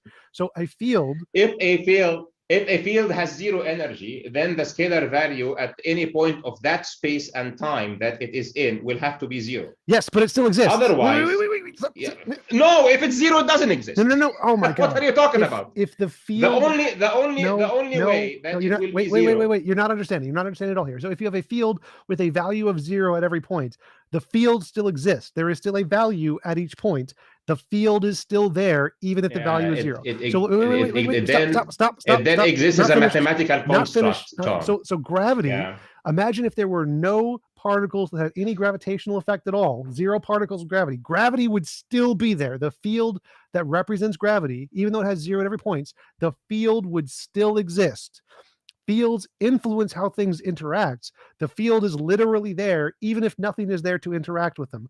This is basic physics. The field exists regardless of whether or not any particles are in it. This is not basic physics. Yes, it is. It's literally complete science fiction. Tom, just wait a second. This is complete fiction that you're talking about now. Stop existing if particles stopped existing. It will exist as a mathematical construct in this case. It has a potential to exist when there is something that will cause it. Now, and I don't know what kind of gravity you are talking about, because gravity is essentially curvature of space-time in relativity. So does the space-time field exist if nothing is curving it? Does space and time exist if nothing is curving it? It has nothing to do now with gravity now. Gravity is literally the curvature of space-time. So if there is completely nothing and there is space-time that is not curved, there is space-time, there is no gravity. So this field is there. The field is there. But gravity conceptually is there. Now conceptually is something, and it becomes a thing is something. Okay, so the concept of gravity exists. It means that if a massive object exists, it will warp space-time around it. Okay, but until this massive object exists, nothing is warped. Nothing is gravitating towards anything. So how does it warp something that isn't there? How does it warp something that isn't there? If there's nothing there to warp, how could it potentially warp the nothing that is there to not warp? Are you confirming my point or what? No, I'm debunking you. So if you're saying that it can only be there if something is there to warp it, well, then something must be there first to be warped, doesn't it? Something has to exist in some location that can potentially be warped. It doesn't just magically pop into existence and start warping. It has to be there first. And then once it's there, then it can be warped, which means there has to be something there which can be warped, right? So Tom, I think I have just made my point, and I think what you are saying. Yeah, I'm answering you. I think what you are saying is just repeating what I am saying, not what you are saying. You are saying that something exists when it exists, which is what I'm saying. When it doesn't exist, it has no ontological meaning. Okay, it only has a concept. Okay, let's go space-time. So space-time exists, right? We agree. Space-time exists. Obviously. Great. So space-time is a field. That's how we are here now. Wait. Space-time is a field. You agree? Space-time is a field, right? No. Space is not defined, and time is not defined as a field. I'm sorry. I'm challenging you now to get me out any peer-reviewed paper or anything that describes time as a field. I'm sorry. You don't know physics, and it's obviously not your field, and it happens to be mine, and you are saying statements that are false scientifically.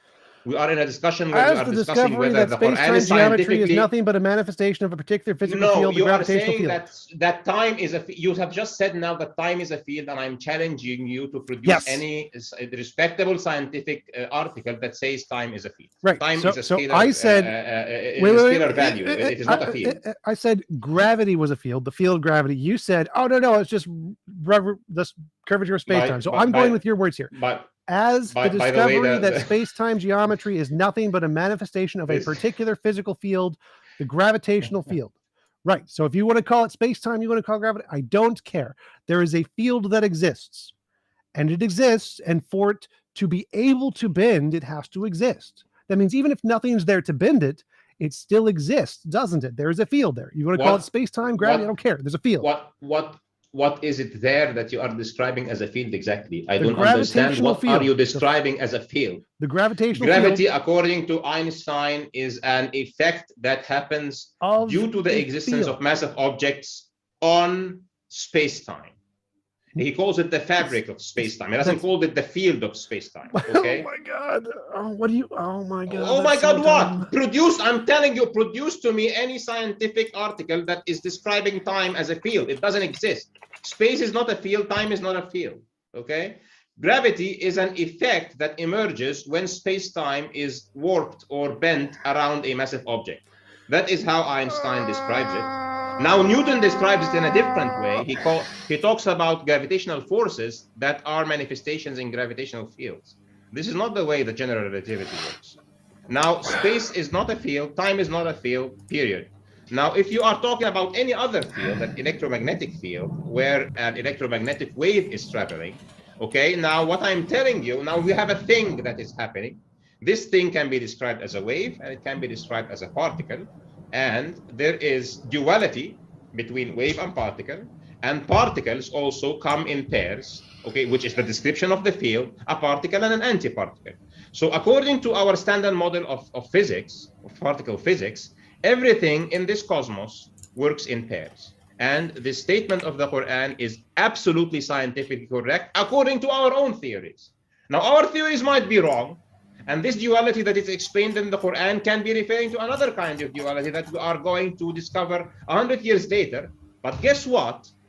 My belief is when this is discovered 100 years later, it will still be consistent with the Quran, because guess what? Allah revealed this Quran 1400 years ago, knowing the path that we are going to go through in science. We only need to have patience. We have to have good understanding of science and to have good understanding of the language of the Quran. And that's why Muslims are not leaving Islam. The ones who understand both the language and the science find the science as an enforcement to their religion. And this is the answer to You're saying nothing. You're just repeatedly saying nothing. I just found like 50 different articles that say space-time is the result of a gravitational field. Where does the gravitational field exist? Your statement is space and time are a field. No, that's yours. I said gravity is a field. I literally said gravity is a field. You said they're a result of space-time. I don't care what you call it. I don't care about your ignorance of the field. The field exists. It can't be bent if it doesn't exist. Therefore, to bend it, it must exist, right? Yes? No? Does the field have to exist to be bent? No, not right. Once there is gravity, no, it's not right. Once there is gravity, there is an object, there is a mass that is bending space-time around it. How are you going to know that it is bending space-time around it? I don't care how you know it. You are going to know. Does it? There is something. There is something. Bent, the thing that is causing the warping of space-time is a thing. I don't care. Okay, wait. The question is for the field to be bent, does it have to exist first? What field are you talking about? What field are you talking about? Any field. For any field to be bent, no. Please does be it have to exist first? Please be specific. What field are you talking about? Any field. For any field because to bend, when you are talking about massive object, it is according to relativity, warping space-time. It's okay, because without any object, at all, nothing. Without any object at all, nothing is bent. You have to answer the question. Without any object at all, yeah. For a field to possibly bend, for any field Mhm. to bend, Mhm. does it have Mhm. to exist first? I'm sorry, fields do not bend, okay? Please be specific. Which field are you talking about? Because then when you are going to tell me space and time are not fields, Oh my God. okay? Okay, and if you just want to say, oh my God, and not believe me, please find me a scientific journal that describes time as a field or space as a field. Okay, fields and waves and particles exist in space and time. Okay? What is a Space and gravitational time wave? is the container. What I'm is sorry? a gravitational wave? A gravitational wave is a propagation of the warping state of space and time. Holy shit, it does, but it bends. Oh my God, it bends. So to bend, And does it this must is exist? the definition. This is the definition of a gravitational wave, Yes, not a so it gravitational bends. field. So it bends. Okay, and To the result bend, that there can be does it the result have of to a gravitational exist? wave. The result of a gravitational wave is two hugely Does it massive objects that exist? are interacting So together. you- Okay, like two James, black he's not holes, for answering the example, question. Oh my God, I coming don't together. understand. I'm I don't sorry. understand. To bend doesn't. If anything bends, if there are any perturbations in anything, does the thing have to exist first? And if it does, Okay, great. and it doesn't So have you a are once pair, that proves you your interpretation of the you Quran are wrong. you are once again going back to the using the term perturbation, which means that there is energy, which means that it can be represented into waves that have a particle duality, which means that there is particles and there is antiparticles. This is how the universe is constructed. Simple. What do the waves exist in? Those particles and antiparticles, what are they in? What is the thing that they are inside of? They are inside space and time, Which is space and time. what created space and time? What are they? God created them. I don't know what's the meaning of this question. What Basic created physics. space and time? What This is creates metaphysics space? now. This is not No, physics. What no, created this is everything is God. Google emergent metaphysical spacetime. question. Google emergent spacetime. Spacetime is perturbations in a gravitational field. Basic physics. Oh man, perturbations mean that now again. Again? We go back to the same point. Once there is a perturbation, there is either mass or energy. Okay, mass and energy are dual themselves. There is something that exists. This something that exists that is causing the perturbation. Energy isn't dual. Is a thing. What is the negative? What is the opposite of energy?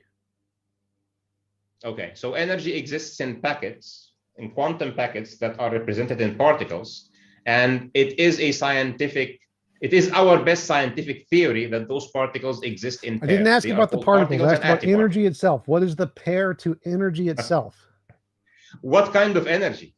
Any kind. Pick any kind of energy. Any kind of energy is represented in the particle standard model of physics. No, that's still any kind of energy. I'm answering your question. Any kind of energy. You have to tell me what kind of energy. It's an electromagnetic energy.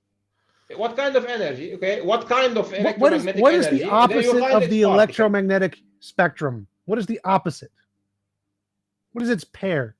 What is the opposite of the strong force? What is the opposite of the weak force? What is the opposite of the gravitational force? Pick the opposite. Okay, so the strong force and the weak force are represented by particles called gluons, and they exist in pairs. I don't care about the gluon. I'm sorry, Tom. You are not a particle physicist, and you are just in my discipline. This is not a fair conversation. So I am just telling you that the standard model of particle physics is based on particle duality. And the standard model of understanding our universe is based on duality between waves and particles. And the standard model of understanding material is that material and energy are two faces of the same coin. Everything that we know about physics is that the one constant thing about this universe is it comes in pairs. So the statement of the Quran that everything that Allah has created is in pairs is absolutely correct. It's a very simple thing that I'm stating. Now you can. Okay, I just Googled the physics. I just Googled a physics document. You can there are prepare more scalar for this, fields, right? vector fields. Still, they are there. They are real. We use abstractions to mathematically model them. They exist. Again, fields are possibilities of existence. No, they are real. Things they exist, are there. No they possibility. Real, possibility is not a thing. They don't become real. they become something when there No. is energy that No. causes a perturbation. This is No. how it works. No. And you know something, Tom. Now I'm telling you something that is very simple. No, That you're there is not. duality You're telling me between something mass that and goes against energy. all of science.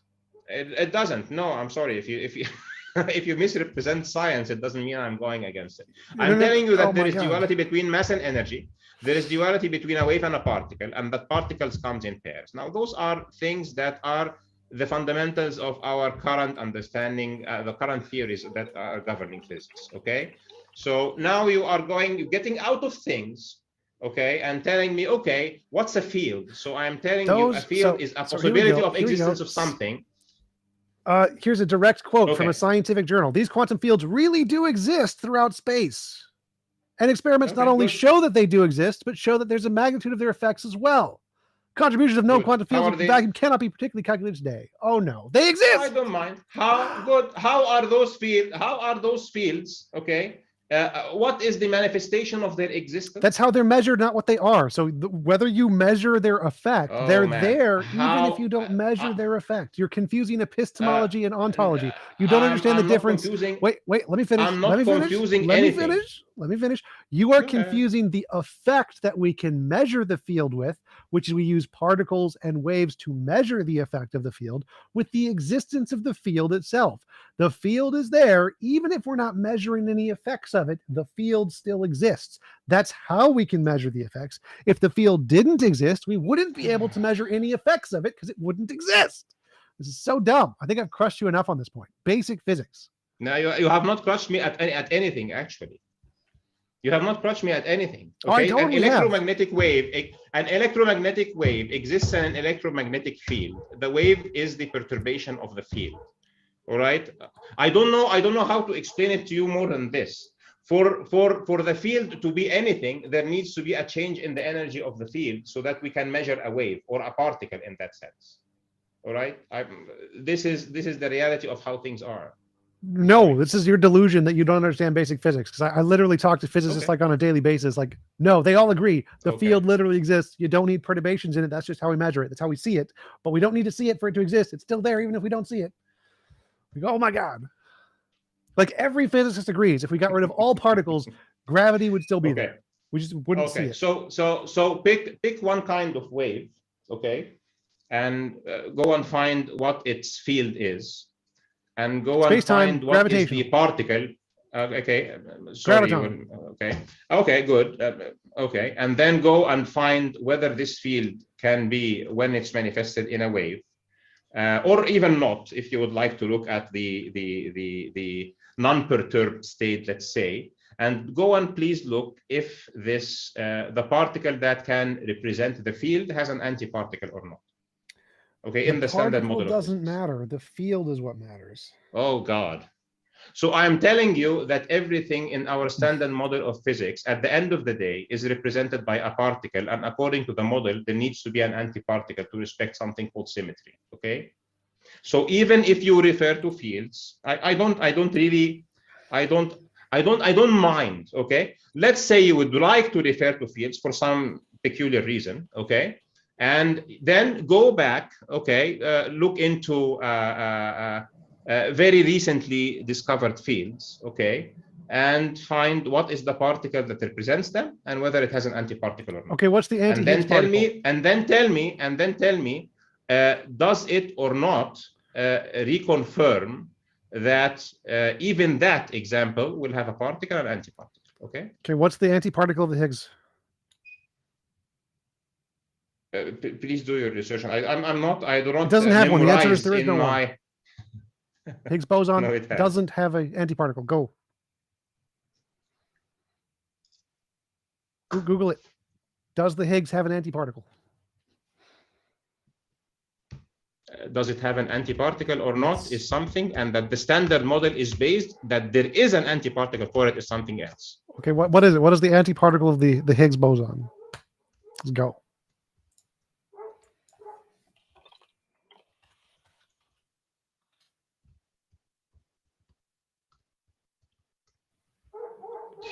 Maybe a good time for me to tell you folks, we're going to jump into the Q&A soon, but I want to let you know in the meantime, both of our guests are linked At in the description. elemental particle level, bosons do not have an antiparticles. Boned.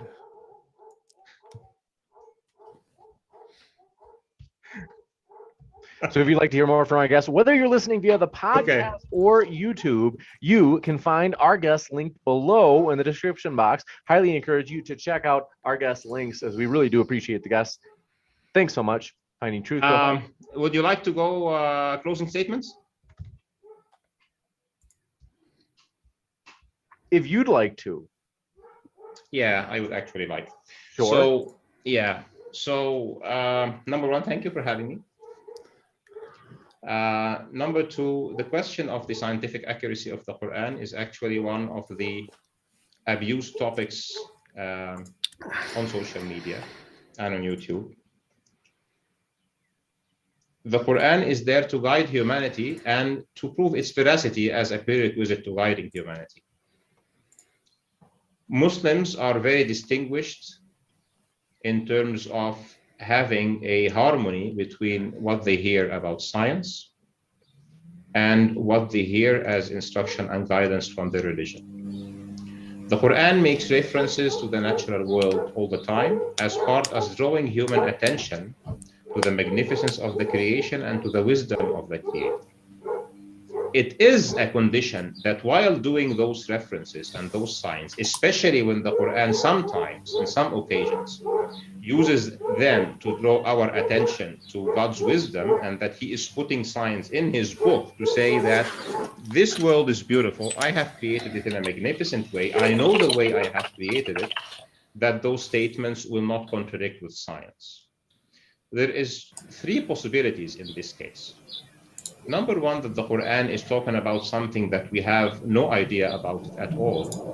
For example, things that the Quran has referred to at the time of revelation, or even now, because we know that we only know a little bit about science.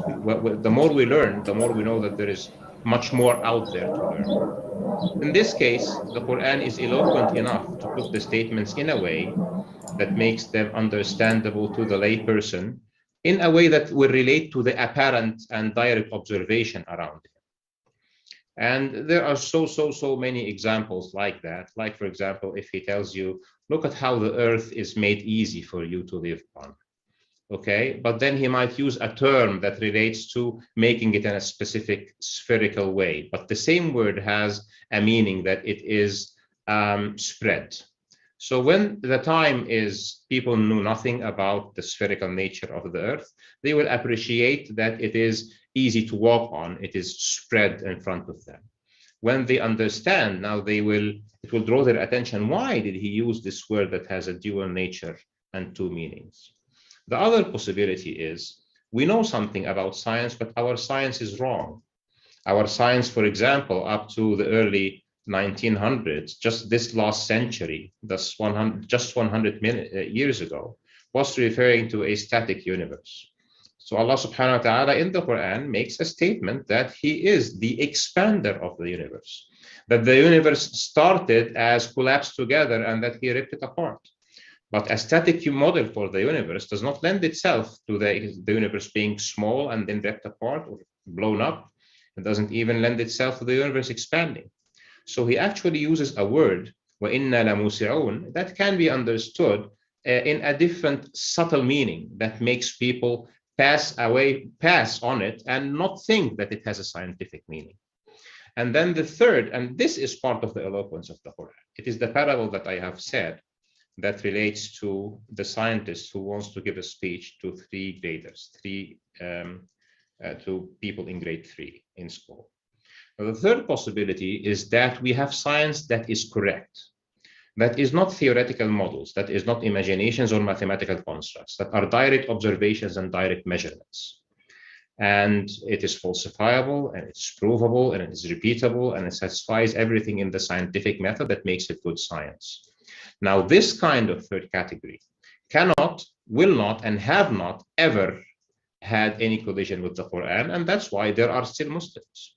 That's why there are still Muslims who are standing tight and very sure that the Quran does not only describe their guidance in life, but also gives them the signs that Allah subhanahu wa ta'ala exists and that He is the creator of the cosmos and of life and of humanity and of our consciousness and souls, and He is going to take it away and we are going to stand in front of Him. Now, this position of Islam is consistent whether with the Quran or with other religions that have been brought down from God, except that Islam sees itself as the final revelation and its book as the preserved one. So if there are other religions that have some of that features, it's okay with Islam. However, if some religion or some other sacred scripture that Islam acknowledges has an issue, we attribute that issue whether to translation of the people who conveyed it or to human opinions who have interpreted it. At the end of the day, to answer the question whether the Quran is scientifically accurate, the answer is yes. And time. Thank you very much. We'll kick it over to TJump for his closing statement as well. Tom, the floor is all yours. So as I gave in my introduction, there are just dozens and dozens of scientific errors as demonstrated in the debate today that show that it is definitely not scientifically accurate. Beyond that, it's just a fictional document that people ambiguate to try and fit current scientific data. As always, it's science that makes the progress, and religion tries to catch up by making itself fit the science, as always. Nowhere in the Quran does it give us any insights into anything valuable about the world whatsoever. It only just tries to catch up with the scientific progress that we have. It is morally abhorrent. It is scientifically inaccurate. It is pretty much useless as a doctrine to do for anything today. And science is for sure the way to go. And as I demonstrated, it is wrong. And no matter how much ambiguous thinking you use, it's still going to be wrong. I'll conclude there. You got it. And with that, we're going to jump into the Q&A. So we're going to go through these quick, and that way we can let the speakers out of here on time. No guarantees on whether or not we're going to get to every single question. So folks, we're going to try though. And this one coming in first from Kwani Upstate says, a split moon means someone pulled their pants down and split. Never mind that. Thanks for that. Molly Atat says, 8 ayahs call humans, quote, Bani Adam, unquote, offsprings of Adam. In Surah 2, it talks about Adam created in heaven and sent down to earth. In Surah 4, it says we came from one man. Is that scientifically correct? If so, explain evolution, please. Yeah, so I am not actually a proponent of unguided evolution. I think unguided evolution is false. Even Muslims who accept unguided evolution, they accept it because God is in control of the universe. They accept evolution, but they do not accept the unguided part.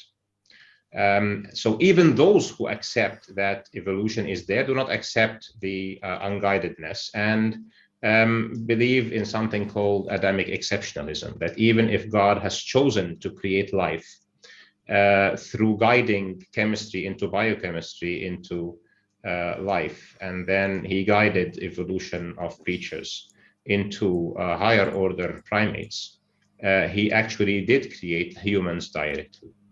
Now, the whole issue is a matter of your ontological beliefs or metaphysical beliefs. If you believe that God has created the universe, there is no issue that he chooses to create humans in a separate or a special way. It starts from your worldview, actually. You got it. Dave Dahlia 4, thanks for your super chat. Says James is the best moderator. Appreciate your support, David. Matthew N says, James, thanks for these debates. And I have to give all credit to the speakers who are linked in the description. You can find both TJump and Finding Truth's link down in the description box, including if you're listening to the podcast. My dear friends, we're on podcast. And if you're listening there right now, I have both TJump's and Finding Truth's link in the description box there too. Wait, are you live streaming to a podcast? No. But for when people are listening to it, it'll be current. And then Neon Nyor, thanks for your question, said, Finding Truth, thoughts on Nintendo being a Jesuit company that had the Islamic moon symbol in Zelda 64. I don't know about that. Nintendo can choose whatever it wants as its symbol. Juicy. This one's from Tyler3978, says, Buddhism teaches that the universe has always existed, similar to some of the ideas about the existence of the singularity before the Big Bang. Does this make Buddhism scientific to finding truth? Buddhism does not posit as a religion. Buddhism is a philosophy and a path for self-purification. There are some people that I'm aware of that they call themselves Christian Buddhists, for example. So I think the Buddha himself might have identified or not identified as a Hindu, but he is known for his philosophy, not for his not as a separate religion. You got it. This one coming in from Stupid Whore Energy Strikes again, says Nah 771 15 through 16 says there are 7 heavens and the moon is a light. This contradicts scientific consensus, though, finding truth. Okay, so the science is only concerned with one heaven, which is our observable universe. So whether there are more or not is not something that the science actually talks about. However, it is one of the scientific speculations that there are more than one universe. The one more convincing theory, I don't buy this nonsense 10 to the power 500 universes, but I think that the M theory has something to it, which postulates 11 dimensions. And the question was about theory is correct. Just to clarify, yeah, the moon was a light. That was the moon being a light was the problem. I was responding to the 7 heavens part, and I come to the moon. So if the M theory is correct, then we have 11 dimensions, which is 3 of time that we know about, 3 of space that we know about, 1 of time that makes 4, and then 7 additional, which would be the 7 heavens. I don't think that there is good reason to believe M theory or not. I'm just saying. Now, the part of the moon, so the moon does show us light at night, and this is one of the things that Muslims like to refer to as scientific accuracy of the Quran, because when the moon is referred to, it is typically in many ayat, many verses of the Quran mentioned in contrast to the sun, where the sun would be a reference to a siraj, which means a lamp that is lit, that has fire in it, it has both heat and light, while the moon will be referred to as just nur, only light. So Muslims like to refer to that the Quran is giving a sign that the light of the sun comes with heat, because the sun is burning its own fuel through nuclear fusion, while the moon just has light because it is just reflecting what the sun is producing. So actually the ayah that you have referred to is used by Muslims as evidence for the scientific accuracy of the language of the Quran. You got it. And thank you very much for this question. Coming in from Brandy Beckett says, did God make Baal, B-A apostrophe point A-L, and if maybe it's pronounced Baal, if Baal is made and not a thing, then why is this God talked about in the Bible? Okay, I think you are referring to the Ashurian god Baal, I think. So this was a false god that is worshipped in, I think, in Assyria or current Levant. God made everything. God made everything, but he didn't tell people to create a statue and call it anything and worship it. Okay, so people in that region of the world, they used to worship Baal and Ashtar, and this is the male and female god and goddess, and they are just false gods. Why does God permit people to worship false gods? Because we are here to do these choices. Either we worship the one God who will give us guidance and will put constraints on our life and morality to our life, or we will just create statues that we will worship, and even create statues of ourselves and we worship our desires. And we live our lives by giving, altars to those statues, whether fulfilling our desires or paying tribute to others to control us. It is our choice. So why does God permit it? Because this is the whole point of this life. This one coming in from Anton Gomez. Appreciate it. Says, Finding Truth said, quote, Alif Lam Mim, unquote, at the beginning. Can he explain that, please? So the straight, direct explanation is, the Quran starts by saying this, Alif Lam Mim dhalika al-kitab la rayba fihi. He mentions 3 letters of the Quran and says dhalika al-kitab. This book has no doubts in it. So he says out of those letters of the alphabet, because in other surahs he uses other letters of the alphabet. So he typically then refers to the book. So the direct understanding of the Muslim scholarship and exegetes is that he's saying Here are your letters. Here are the letters that you use to construct your text and your rhetoric. I'm using the same letters, and I'm creating this book that has no doubt in it. It has no mistakes in it, or it has no something else, or it has something else in another surah. And it's a kind of challenge. I'm using your same letters, but I'm doing something that is completely unique. Why? Because I am the creator and you're the created. There are other more complex and sometimes esoteric explanations of why those specific letters in that specific surah. Some have done some research about statistical analysis of the occurrence of those specific letters in those specific surahs. Some others have done some either more analysis of whether those surahs relate to the rhyme, those letters relate to the rhyme of the surahs. Some have done some numerological studies about the letters, but those remain opinions. The general, top of your head thing, I'm using the same letters, but you cannot do something like this. You got it, Ann. This one coming in from, do appreciate your question. Want to let you know, folks, if you happen to be a Muslim question or Muslim guest with a question for Tom, let us know, as we don't purposely set it up so that the Muslim guest in this case gets all the questions, although sometimes the speaker considers that an advantage because they want to be able to speak more. But I do want to let you know, if you are a Muslim with a question for Tom, let me know, as there aren't any. There haven't been any, and it's not like we're trying to do it that way. We do want to encourage you, if you're a Muslim, please help share this debate. Click that share button below, as we do want to have a more well-balanced channel with a lot of Muslims in attendance in the audience. And so we hope you feel welcome no matter what walk of life you are from. URL or your just clarify, I need to go to the bathroom real quick, so thank you for telling me that. Be back in a minute. No problem. Your says, question for Finding Truth. Could not a demon put science into a book? Who is more likely to torture sentient beings for eternity with fire, a good god or a vile demon? Yeah, so a demon can put science in a book, but then you will expect that the book will not take you to the path of righteousness, would you? So to verify that this book has those signs and what is the source, you might, if you would like, to go into a more complex path of saying that this book has something that is superhuman in it, okay?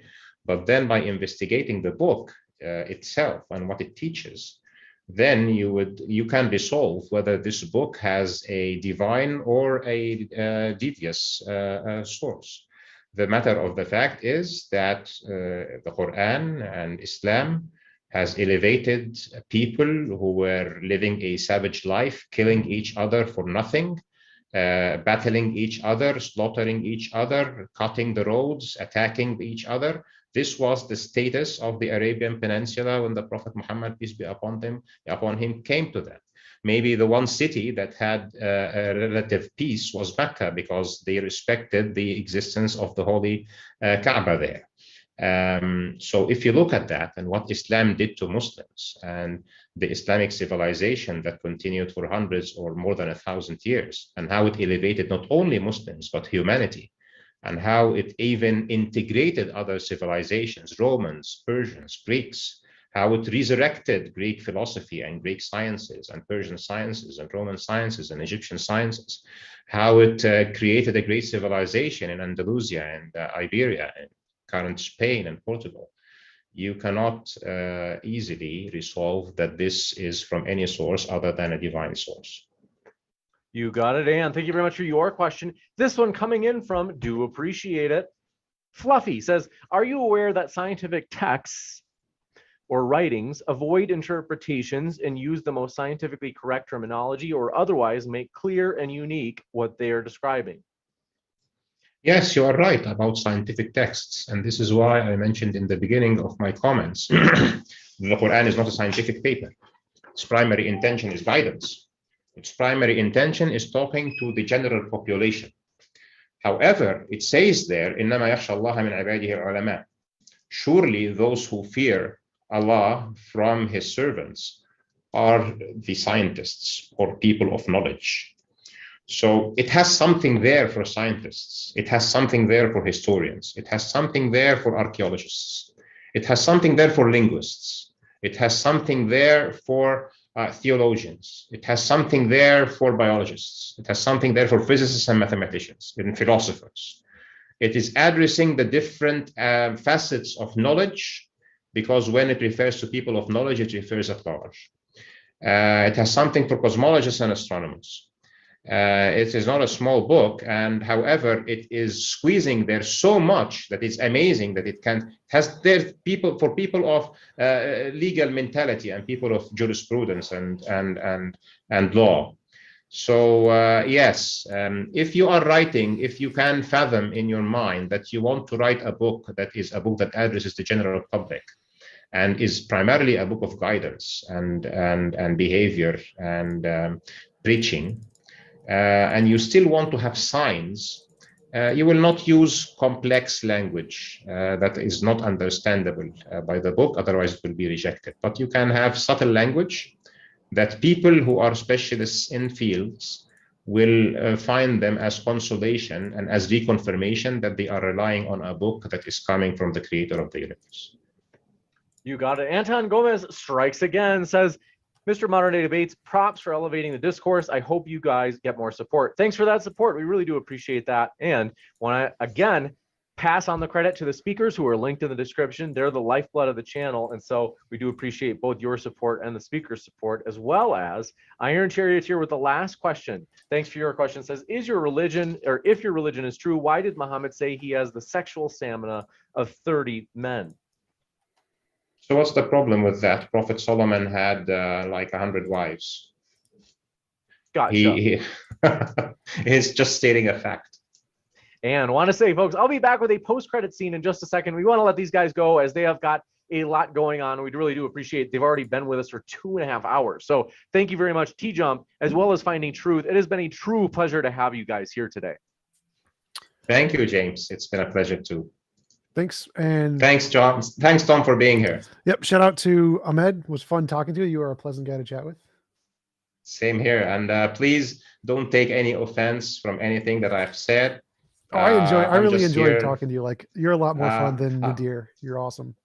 Thank you. I'm here just finding truth. I hope I have properly represented my religion. And please note that what I say is my opinion. It is not necessarily true. What I consider true is the text itself. I can be wrong on some things, but there can be people who will correct me later. And science is not fixed. It's changing and it's getting better. So thank God for that. Juicy, to say the least. And folks, I've got to tell you, both of our guests are linked in the description. If you haven't yet, you can click on those links, and I'll be right back in just a moment with updates about upcoming debates. So thanks so much one last time to TJump and Finding Truth. Thank you. See ya.